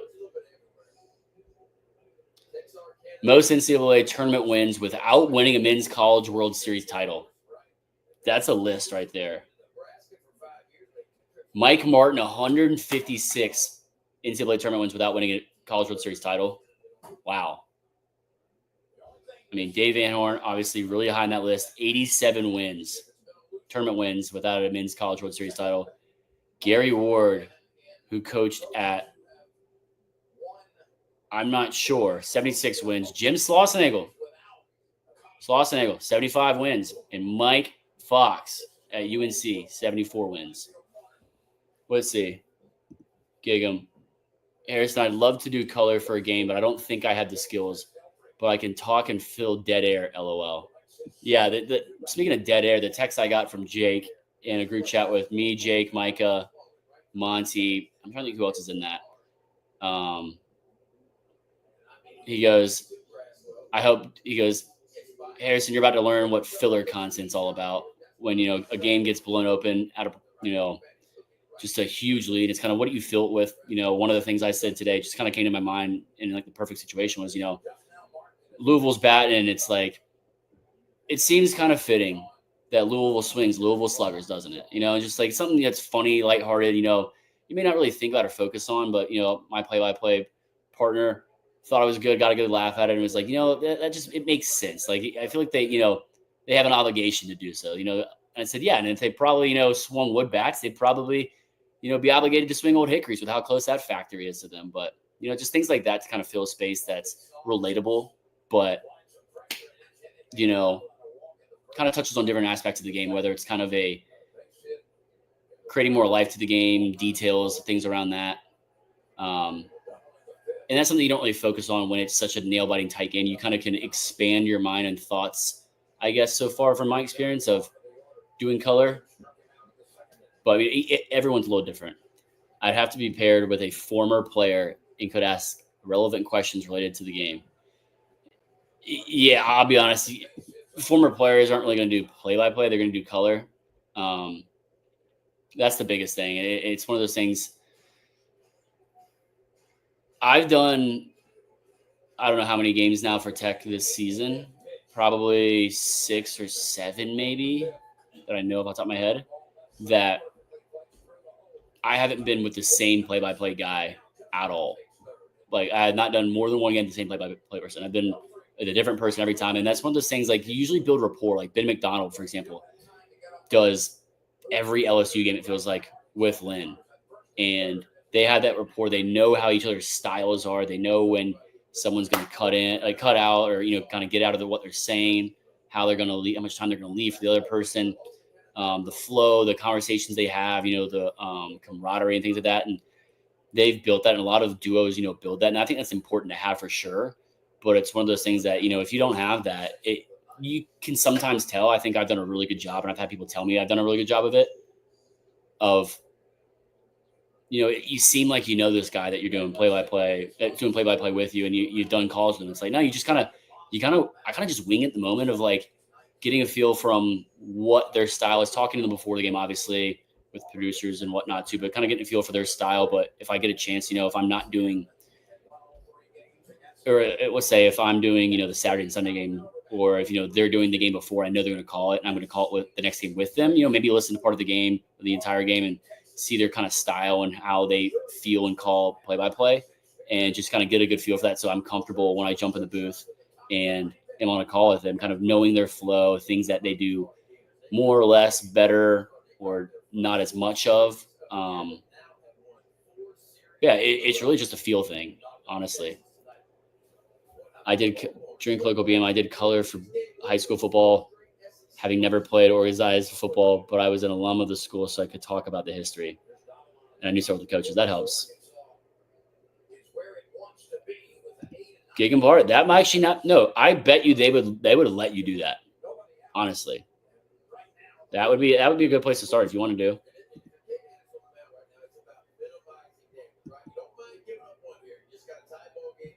Yeah, that's tough. I've seen a couple people do play-by-play in color in certain situations, but they're two completely different roles, to be honest with you. But being a player has more insight than I got as a manager. Yeah, 100%. All right, back on the call. We're doing some more color. Catch me on their live stream. Gig and bar, if they have a live stream for a Texas A&M club baseball game that you're going to do a call for, tweet it at me. We'll get it. We'll get it to the masses.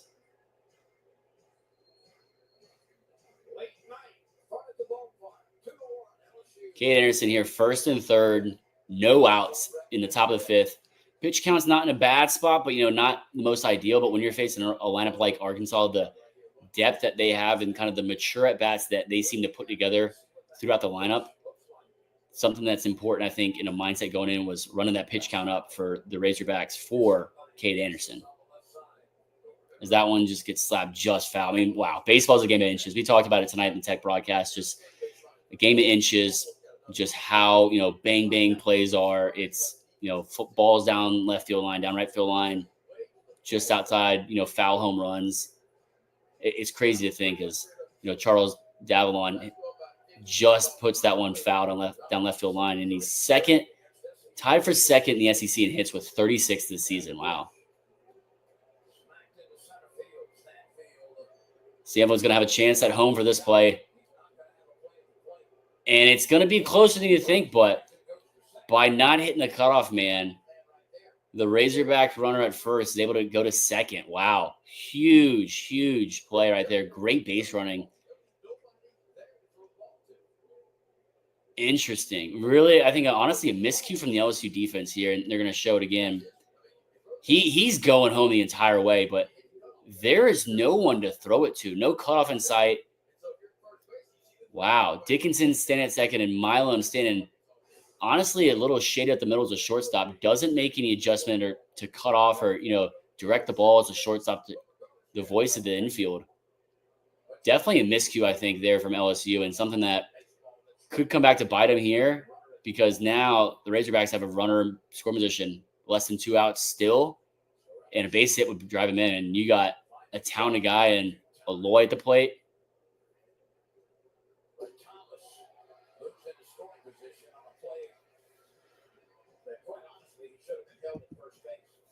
Shout out to 3,000 people.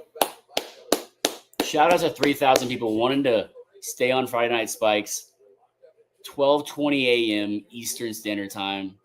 Now just listen to me alone yap about college baseball, do a little color analyst as Cade Anderson sits down Waia Aloy.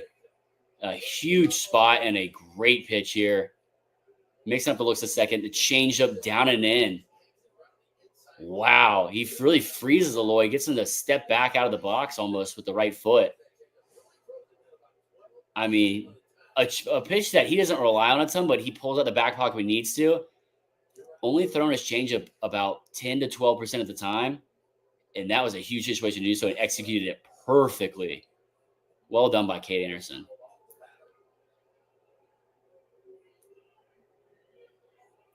You want to be at the 15 pitch count per inning. Yep. Yeah, no, that's a good point to have, obviously. And that's kind of a number that I run off of, like 15, 16. And ideally that means, whether you're having a good outing or not, that's just like efficiency pitch wise and just game momentum, I think, too. But no, shout out to over 3,000 people staying on the live stream here at 12:22 Eastern now. Listen to me yap about college baseball for some odd reason. I mean, honestly, this is such a blessing to do, and something I don't take for granted, and really appreciate the opportunities that my friend, coworker now, Chris Phillips, has given me and allowed me and wanted to share with me. The belief and trust he's had in me to do some content for SEC Unfiltered and enjoy the journey with him. So I definitely a blessing, and I don't take for granted, and appreciate each and every one of y'all for sure. Gig and Bart, 12:22. Calling it. Gonna go cry in peace. Hey, just like baseball, tomorrow's a new day. Gig and Bart. Hey, it's in the back. It's in the rear view. Don't. No one's gonna let you forget it. Don't remember it. Appreciate it, Gig'em. We'll talk to you on the next show. Always appreciate your support and chiming in. It's always a good time.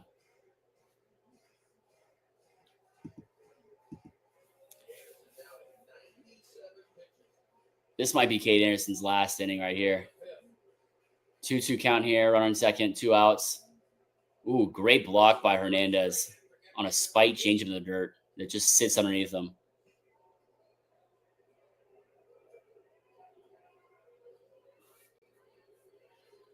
Great play.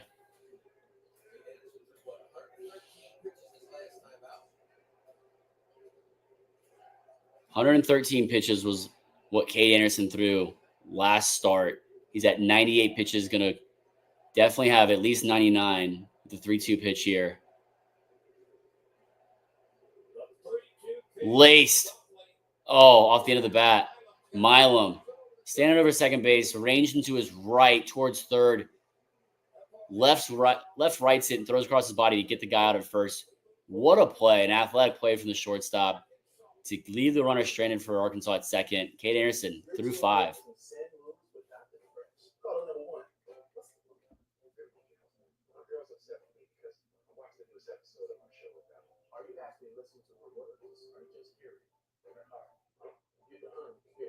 All right, and got some questions. Give me some questions. I'm just going to answer them as thoroughly and honest as I can.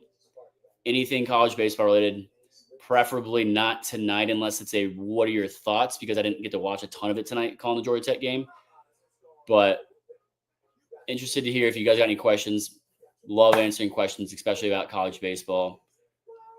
Could be SEC, obviously being an SEC Unfiltered. But if you got, if it's even a, who is the biggest threat to the SEC?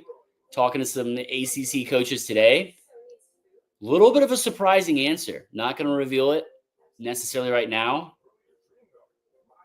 but I might hint at it if I get a good question about it. But so through 5, he's at 20 pitches per inning.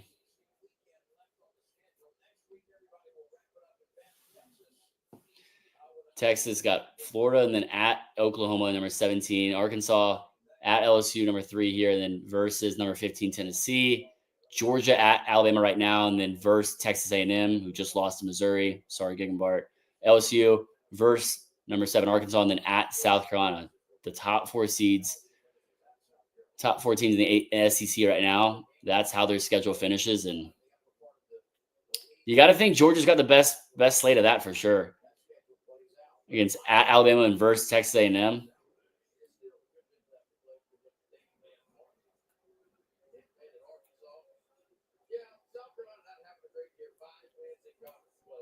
I mean, but if you're LSU and you can take 2 here from Arkansas at the box, you're going to feel real good about yourself and comfortable going to South Carolina and playing a series. Right here we go to the bottom of the 5th. At 11:25 on this Friday evening. Bottom of the 5th, 11:26 Central Standard Time. This game is absolutely going to go to 1:30 in the morning. I'd be shocked if it goes anywhere under 1:20 local time.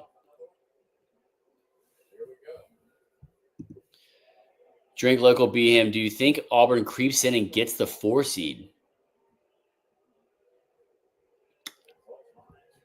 I think a lot would have to happen. I mean, they play South Carolina and then they close out against – who is it they close out against off the top of my head? I can't remember who they close out against if you've got it.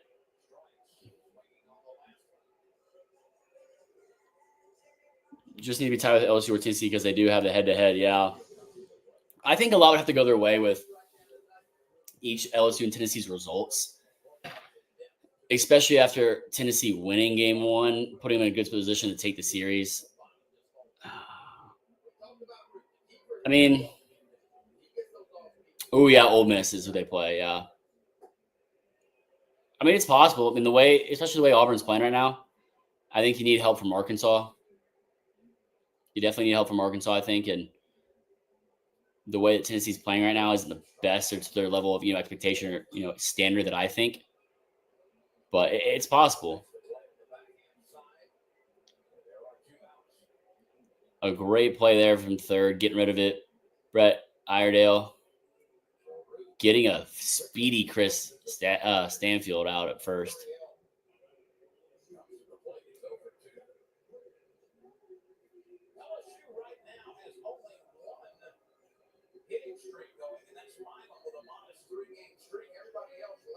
Wow, LSU has only one active hit streak right now on the team. It's Stephen Milam with 3 games hit streak. That's it.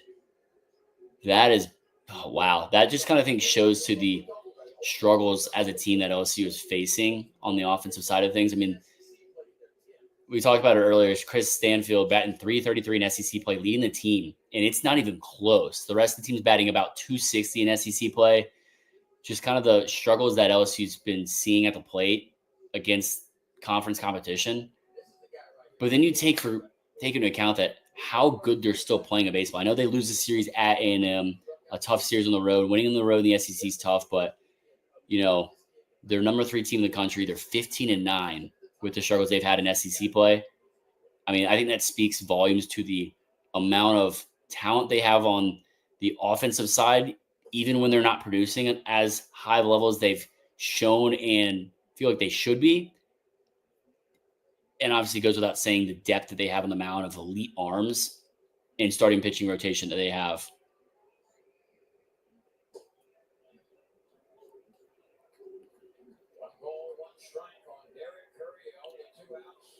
I don't think I've been more impressed with any hitter in the SEC this season than Derek Curiel. Just the way that he's come on the scene and of all conferences, the SEC. I mean, it looks like he's played in this league for 2 seasons now. At least, not his first rodeo. And it's one of those things that he looks so confident, so comfortable in the box, and it doesn't matter who he's facing. He's willing to play at an elite level and shows off his talent and can hit against some of the best arms and the best arms in the SEC. And he grounds out here, but the talent is there, and he's going to be around Baton Rouge for only 2 more years after this, if you think about it, because I don't see him playing at LSU or in college baseball after his junior year. Let's see. Tennessee had a guy with the on-base streak of last week versus Auburn at 45 games. That's insane. Yeah, I remember seeing part. I don't know if it's still active, though. freshman of the year. Derek Hero, definitely the front runner. I'm trying to think who else would be behind him. I mean, Levi Clark at Tennessee. Let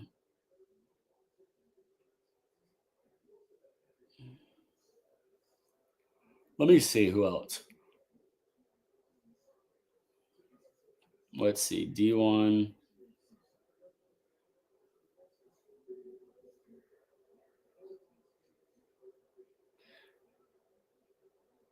Levi Clark just kind of immediately comes to mind. Brody Johnston comes to mind too.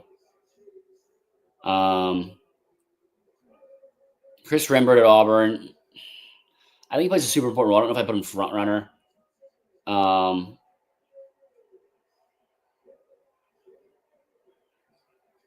Let me look at this list real quick. I just think it's something that Derek Hero has done at the highest level, the most consistent of anyone in the SEC. And I can't speak for too much outside the SEC, but he's doing it against the best competition is the biggest thing. Dylan Valances, you could throw in that conversation too, but it's one of those things that even as much as he pitches, he's not throwing every day.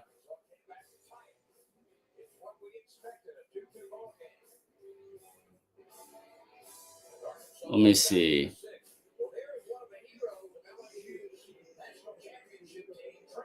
Dax Whitney's another good one. Trey Morgan in the house for LSU.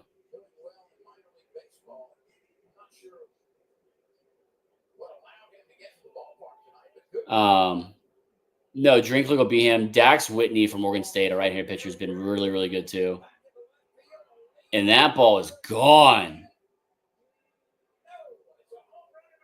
Kahui Aloy blasting a ball out of here into the left field bleachers, giving the Razorbacks a lead. Wow, what a shot.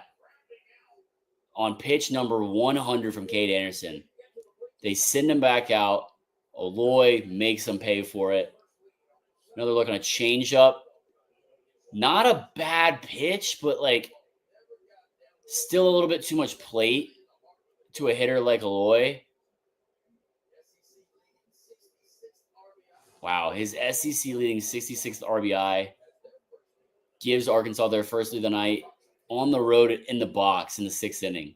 Wow, big moment there for Arkansas. Cade Anderson goes 0-2 now on back-to-back pitches to Cade Kozel.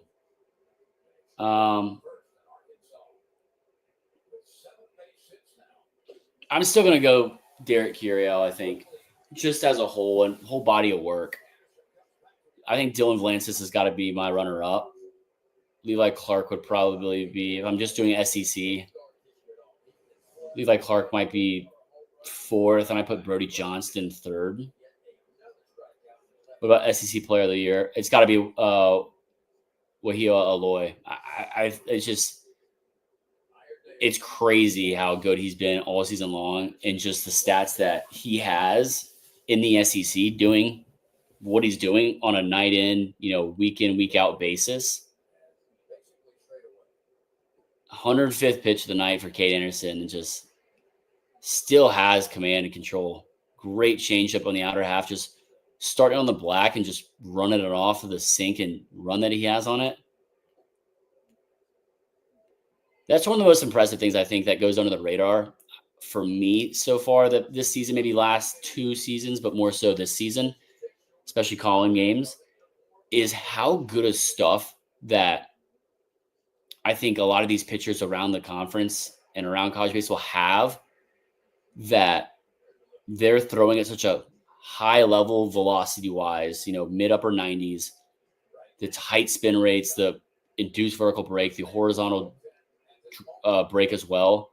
And they're doing it at, 90th pitch of the night, 100th pitch of the night, how sharp it is still. I mean, we've seen Cade Anderson do it, Liam Doyle, Jared Spencer, Kyson Witherspoon. Who else? I'm drawing a blank. I mean, throw Sam Dutton in that mix, Marcus Phillips in that mix. Phillips. Oh, punch him out on a cutter up and in. Wow. Great frame job right there from Hernandez. 10th K of the night for Cade Anderson. Just a cutter up and in the hands. Freezes him.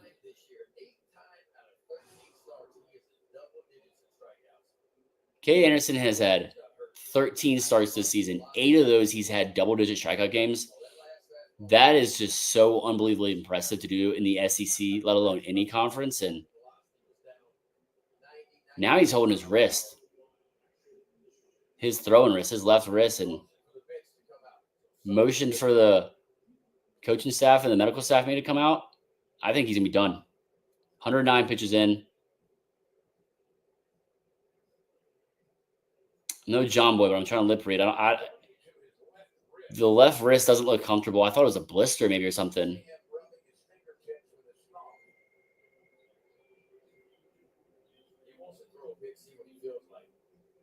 Weird situation here.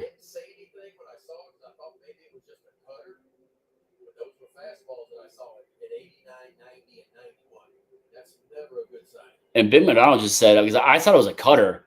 He said it was a fastball on the broadcast as at 89, 90, because he's throwing really, pumping mid-90s. But, I mean, he's still got some juice, but just the 2 warm-up pitches he's throwing right now, 91 and 92 fastballs. I think you got to go to the pin here. You don't take a chance here with your ace. He's 109 pitches in. He's going to maybe throw one more batter, one more out. You go to the pin here, you're going to get time with a medical change, as much time as you need and want. But there's just no reason to keep him in here. But no, let's see. It's why they rise through the minors so fast coming up. Because, yeah, you're playing basically single A, double A, like at least high A, more so double A competition. When you're playing the SEC, and it's guys that, you can do it against them. You can have a really good success rate, on the mound or, in the box versus guys in minor leagues, up until double A, because so many of the guys in the SEC get drafted. I mean, I think the SEC still leads the past couple of years of each having the most players drafted from a conference. His fingertips feel like they're asleep. That's a good point. I mean, Jay Shore is coming out of the bullpen on a Friday night. That's how you know how important this game is. In a Razorback, but you don't need to hurt your guy this late in the season. 100% agree, Roger Morris. 100% agree. Jake and Bart, did you get bored or what happened? You're back. I mean, they didn't say exactly what it was. It feels like he doesn't have it seems like maybe a muscle kind of thing with his forearm and fingertips. Might say more so his finger muscles, because that kind of attaches through your forearm, that maybe some kind of cramping that's going on. But I mean, fastball velo from 94, 96 down to 89, 91. I thought it was a cutter. It kind of got around on the hands, but chugged 3 beers, got my mind right. Well, Bart, we're going to go. I'm going to go to the end of this inning, this half inning. Depending on how fast it is, maybe the bottom half, the home half of the 6th for LSU, and then call it a night. I think that'll be a good cap. 12:45. We'll call it a cap at least. But no, this is something fun to do. It's obviously, I think, so much more meaningful and impactful when you guys are enjoying it. You guys are chiming in. I love answering questions in the chat, getting the conversation flow. And I think that's also, like, in my, experience doing color analyst, it's so much of a conversation with you and the play-by-play person. Am I on the call tomorrow? No, unfortunately not. I wish I was. They brought in some bigger guns than me, apparently.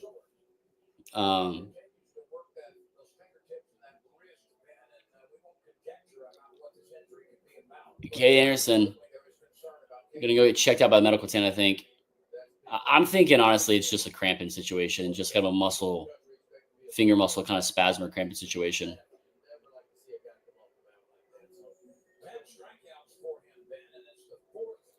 But Jeez, Chase Shores is 6'8", 252. Dude's a monster. But no, I wish I was on the call tomorrow. Bring in some bigger guns. I will be on the call though. Gig and Bart, I will be on the call Sunday, Game 3, Georgia Tech, Louisville. Head coach Danny Hall, his last home game at Georgia Tech for the regular season, at least, possibly his last home game ever. Huge ceremony we're doing for him. Huge, just I think celebration of his career and what he's done at Georgia Tech program wise and turned this program into. So we're really blessed for the opportunity to be on the call for that, and something that I think I'm going to remember for a long time, and, you know, a full circle moment, even more so for me. But like I said, just a blessed opportunity to do that. And it's going to be super cool. If it's not on ACC Network Plus, I'll tune in. You should tune in. I'll send you a link. I mean, you can maybe find one of your outlet plugs on YouTube. I'll see if I can find one. If not, I hope it's, I don't know. I mean, because I don't remember what tonight's game was on ACC Network Extra is what they call it technically, even though it's the same thing. I think that's why they're bringing in bigger guns tomorrow. That's a whole nother debate. Because it's an ACC network, they're bringing in linear people, I guess contracted ESPN people for it, but I'm not really sure how that works. I'm new to all of it with that. So, you know, just thankful for the opportunities I get and make the most of them. Let's see. Black market YouTube hookups. Hey, do what you can, baby. Grow the game of college baseball. It's all that matters. There's got to be someone doing it. Someone streaming it. Ooh, I have an idea, Gig'em. What if I live stream some of the game on, like, I guess I could do it on Twitter, maybe my Instagram or Twitter. Do it on there, live streaming a couple innings. If it is on ACC Network Plus and there's not a stream for it, I wonder how many of y'all would tune in for that. I'd be curious to see. I wonder how that would do. I've never done a live stream. I don't think I've ever done a live stream in general, but I've never definitely not done a live stream or thought about doing a live stream while I'm on the call for something. That would be cool. I've seen some minor league guys do things like that. Oh, what a snag by Michael Braswell, the third at third base. Laser down the line. Yeah, live streams in the booth are really cool. I've seen a couple minor league guys do it. Obviously more veteran than me, and, you know, they're, you know, seasonally contracted, but I think that would actually be a really cool thing. I might do that. I don't know if I need to figure out if I'm allowed to do that technically or not. But obviously it's something that, you know, I want to lock in on and not, you know, let be a distraction or anything. So I'll have to check on that. If that's something that, you know,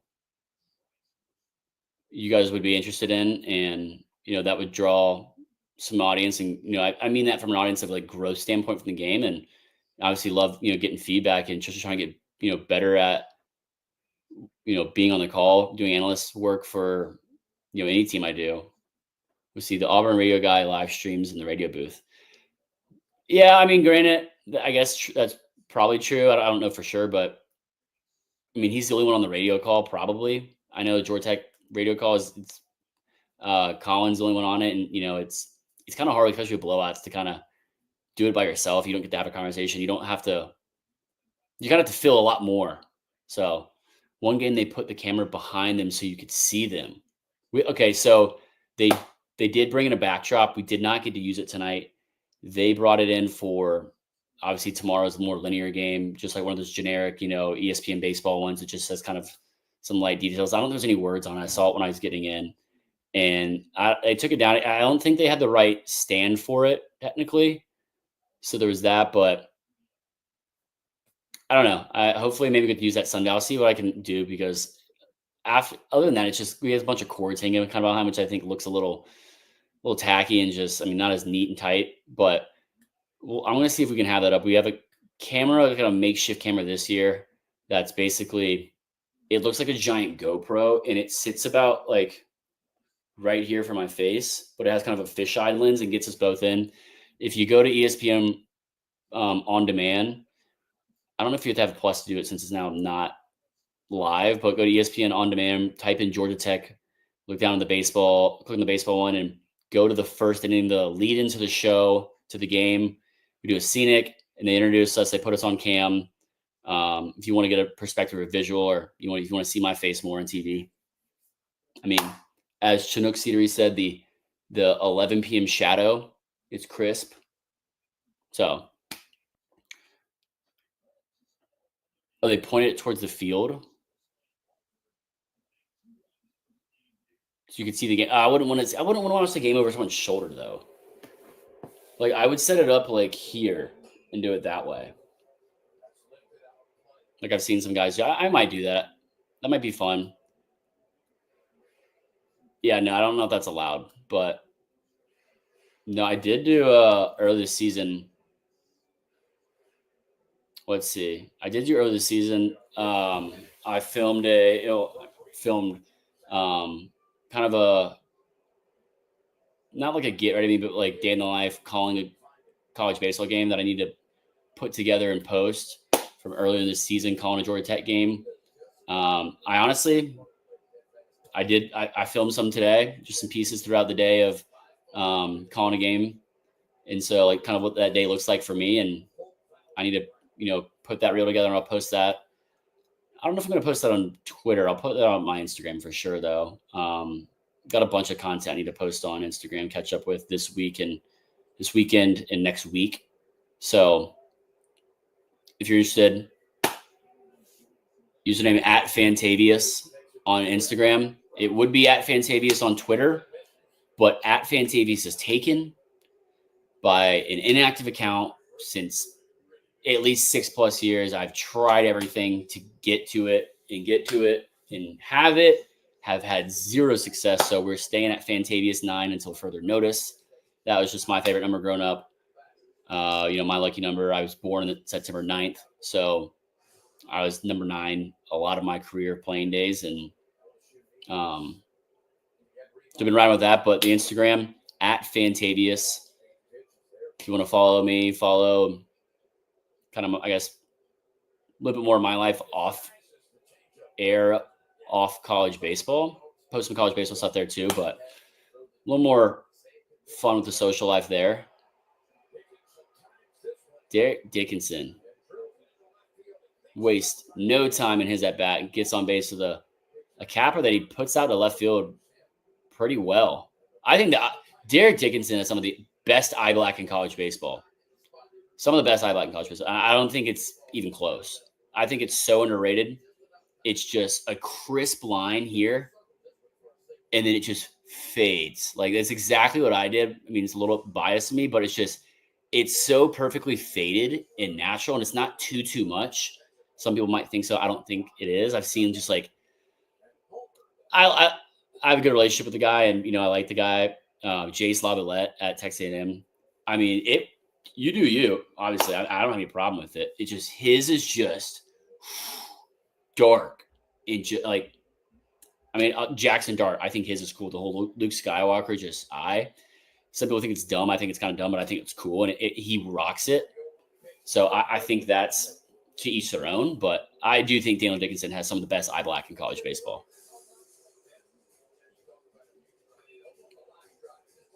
I do think eye black's kind of gone away, though, surprisingly.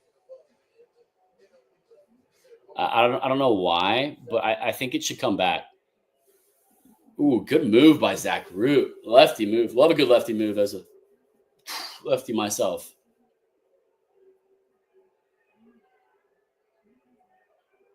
But no, I think eye black and I don't know if Gig and Bart, do you remember? You're old enough to remember these for sure. Not in a mean way, but the old Oakley M2 heater frames that were just like super big, the eye black, like the lifted cap look. Oh my God, that was the best. That was the best look, I think, for sure. Just the swag from that look for a lot of the MLB guys that wore that in the early 2000s, undefeated. I thought that was so cool. Craig Biggio was the best. Yeah, I'm going to look that up again after. That'd be fun. Those are some of the best days. I love when the guys do that. Now it's just like flow. Well, I guess more so just like mullets and earrings. Like guys with some flow or, keep it tight on the sides or, like Daniel Dickinson rocking the earring. We'll bring it back, dude. What am I supposed to do? Put on eye black in the booth? No. Show up to a men's soft? No. My last career game, ironically enough, Sun Belt League Championship, game 1 of a best of 3 series. Went 7 innings, I think 5 Ks, 2 walks, 2 earned runs, 5 hits. Took game 1 of the championship. We took game 2 of the championship, swept the series to win it, back-to-back Summer League champions. I mean, no complaints from here on that, how that outing went. Colby Walker, what's going on? What's going on, big guy? What's going on? Welcome. Go Hogs, go. Don't tell the LSU fans that, American League. But we're going to cap this off at the end of the bottom of the 6th. It is almost 1 a.m. Eastern time. And I got,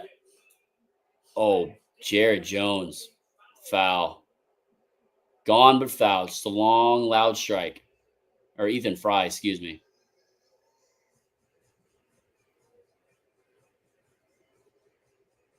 Hail State, Colby Walker. Big win for the State boys today. Big win. Much needed win. Sets up a electric game 3 on Sunday. I heard, correct me if I'm wrong, Sunday game 3. Interesting, I guess, with the weather tomorrow. But that's going to build a lot of momentum. Juice are going to be flowing for both teams. I mean, left field loungers are going to be going crazy and having a good time with that for sure. Food there, unbelievable. I mean, Gig and Bart, you remember I was talking earlier on the preview show on Thursday on the windup about the blueberry sausage. I'll never forget that. Wait, they moved it to Saturday night at 7? When did they move it? Jake must have lied to me then. Oh, Chris just sent it to me.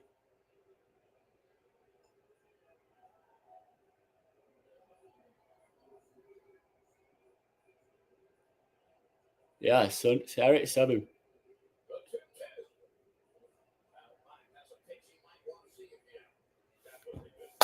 All right. 2 outs left in the bottom of the 6th to get. Could happen with 1 pitch from Zach Root. You never know. Final thoughts, questions, roll them in. State could possibly finish 500 after starting 1-9 in SEC play. Somehow, some way, yeah. I mean, I'd be really impressed, and I think it's – Chris asked me earlier, he goes, how much did the Chris Lemonis firing, kind of spark and change things for State, since then in the rest of the season? I don't think it was that big of a spark. I think it's just one of those things that they maybe wanted to get ahead of, if anything. 11th pitch of the AB for Ethan Fry, and he punches it. Oh, what a play at second. What a play. Range into his left, getting up and spinning, getting out at first. Oh, my gosh, great play.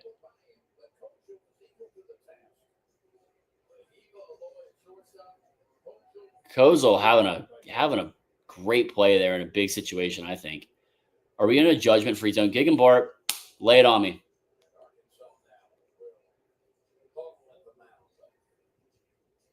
Kobe Walker, hottest take from the season so far. Give me y'all's hottest take. Cameron Kai's our hottest take.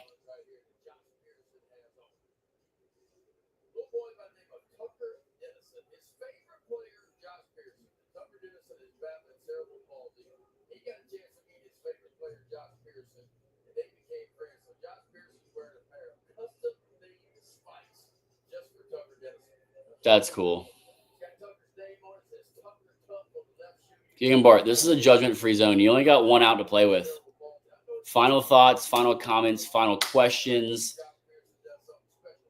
Capping this off after the 6th inning concludes. There's 2 outs here for LSU with a runner on second. Josh Pearson up at the plate with these custom kicks on for Tucker. Wow, battling serial palsy. Excuse me if I pronounced that horribly wrong. Ace Reese, Kobe Walker, definitely a stud. I think he's a certified stud. This is the state head coaching situations about Brian O'Connor. I think he'd be a great fit for that. I don't know. I think apparently he's getting a lot more support from UVA than he has in past years and over his tenure. I mean, this might be a job you leave for / timing wise work with some family situations too that I know that are kind of have been in play the past couple of seasons. Wes Johnson shut that down real quick, but hey, I tweeted it out. Then 2 hours later, Chris copied me and tweeted almost the exact same thing. And his went 300,000 views more than mine, apparently. Give him some crap for that. I have already. But when we've never seen a coach turn down rumors about taking a job or whatnot? Never. And then 48 hours later taking it. So Will Coughlin, I think Elon would be a great hire. I don't know if he wants to leave yet or not, but we'll see. I don't mean does state go with an assistant coach or head coach, but that's gonna be a big question. I mean, I think they have to have a home run hire here, but I don't know. Zach Root gets out a ground ball to first base, gets out, strands the LSU runner at second, back in the dugout through 6 innings. Just the outing you kind of needed and wanted and expected from Zach Root in a game like this on the road in the SEC, but as important as this series is for them, with a chance to win the SEC regular season still in play for both of these teams. So awesome experience. I mean, you got to – this is what your Friday night guy does. He goes out there and punches out guys. He gives you length, and he sets the tone for the series. State has yet to get a coach to elevate them to their full potential. I think that's a debatable comment because Chris Lemonis was head coach and got everything out of the 2021 team, and they won a national championship. So, all right, that's going to do it tonight, guys. 12:57 Eastern Standard Time, just before 1 o'clock. 3,156 people watching, 3,157 people watching the live stream. Shout out to each and every one of you 3,157 people that decided to tune in and that care about college baseball, that care about SEC Unfiltered, that care about SEC baseball, and for some reason care to listen to me and Chris talk college baseball and yap on Friday Night Spikes, having a good time and interacting with y'all. Something that, like I said, I don't take for granted, something I definitely appreciate and means a lot to me. And it wouldn't be what it is at all without you guys tuning in, the questions, the comments, the hot takes, just everything about it, because this is what makes Friday Night Spikes is y'all and just watching college baseball together. So thank you guys again. I can't thank you enough. I'm excited to watch, hopefully, to the end of this game. Top 7 right now, 3-2 Arkansas. I mean, picking up game 1 on the road would be monumental for Arkansas to do so at a place like Alex Box Stadium against a team like LSU. So we'll see what happens. I got a lot of baseball to catch up on tomorrow and a busy day tomorrow with a very large event that I'll be attending. And then calling Georgia Tech, Louisville for Danny Hall's final regular season home game Sunday. So bear with me for a lot of delayed tweets and catching up, and a lot of catching up on baseball Saturday on Sunday and Sunday on Sunday night and Sunday on Monday morning before the show. The wind-up, tune in the wind-up live noon Eastern Standard Time on Twitter, YouTube, Facebook, live noon Eastern Standard Time, the wind-up. I mean, it's such a fun time doing the wind-up, and something that Chris and I put together. In the name, coming up with the wind-up, just it felt right. Something I just pitched out there.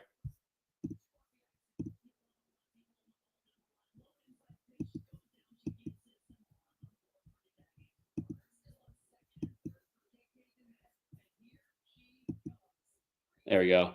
So thank y'all again. See y'all on the wind-up on SEC Unfiltered Monday at noon Eastern to recap every single thing that was of this week of college baseball in the SEC and around. Thank you guys again. Chris said cap tip's new thing. Cap tip to y'all. Cap tip to the people that make this show so much fun. Thank you guys. Have a good rest of your Friday night, Saturday morning now, and great weekend, and catch you on the lineup Monday at noon Eastern.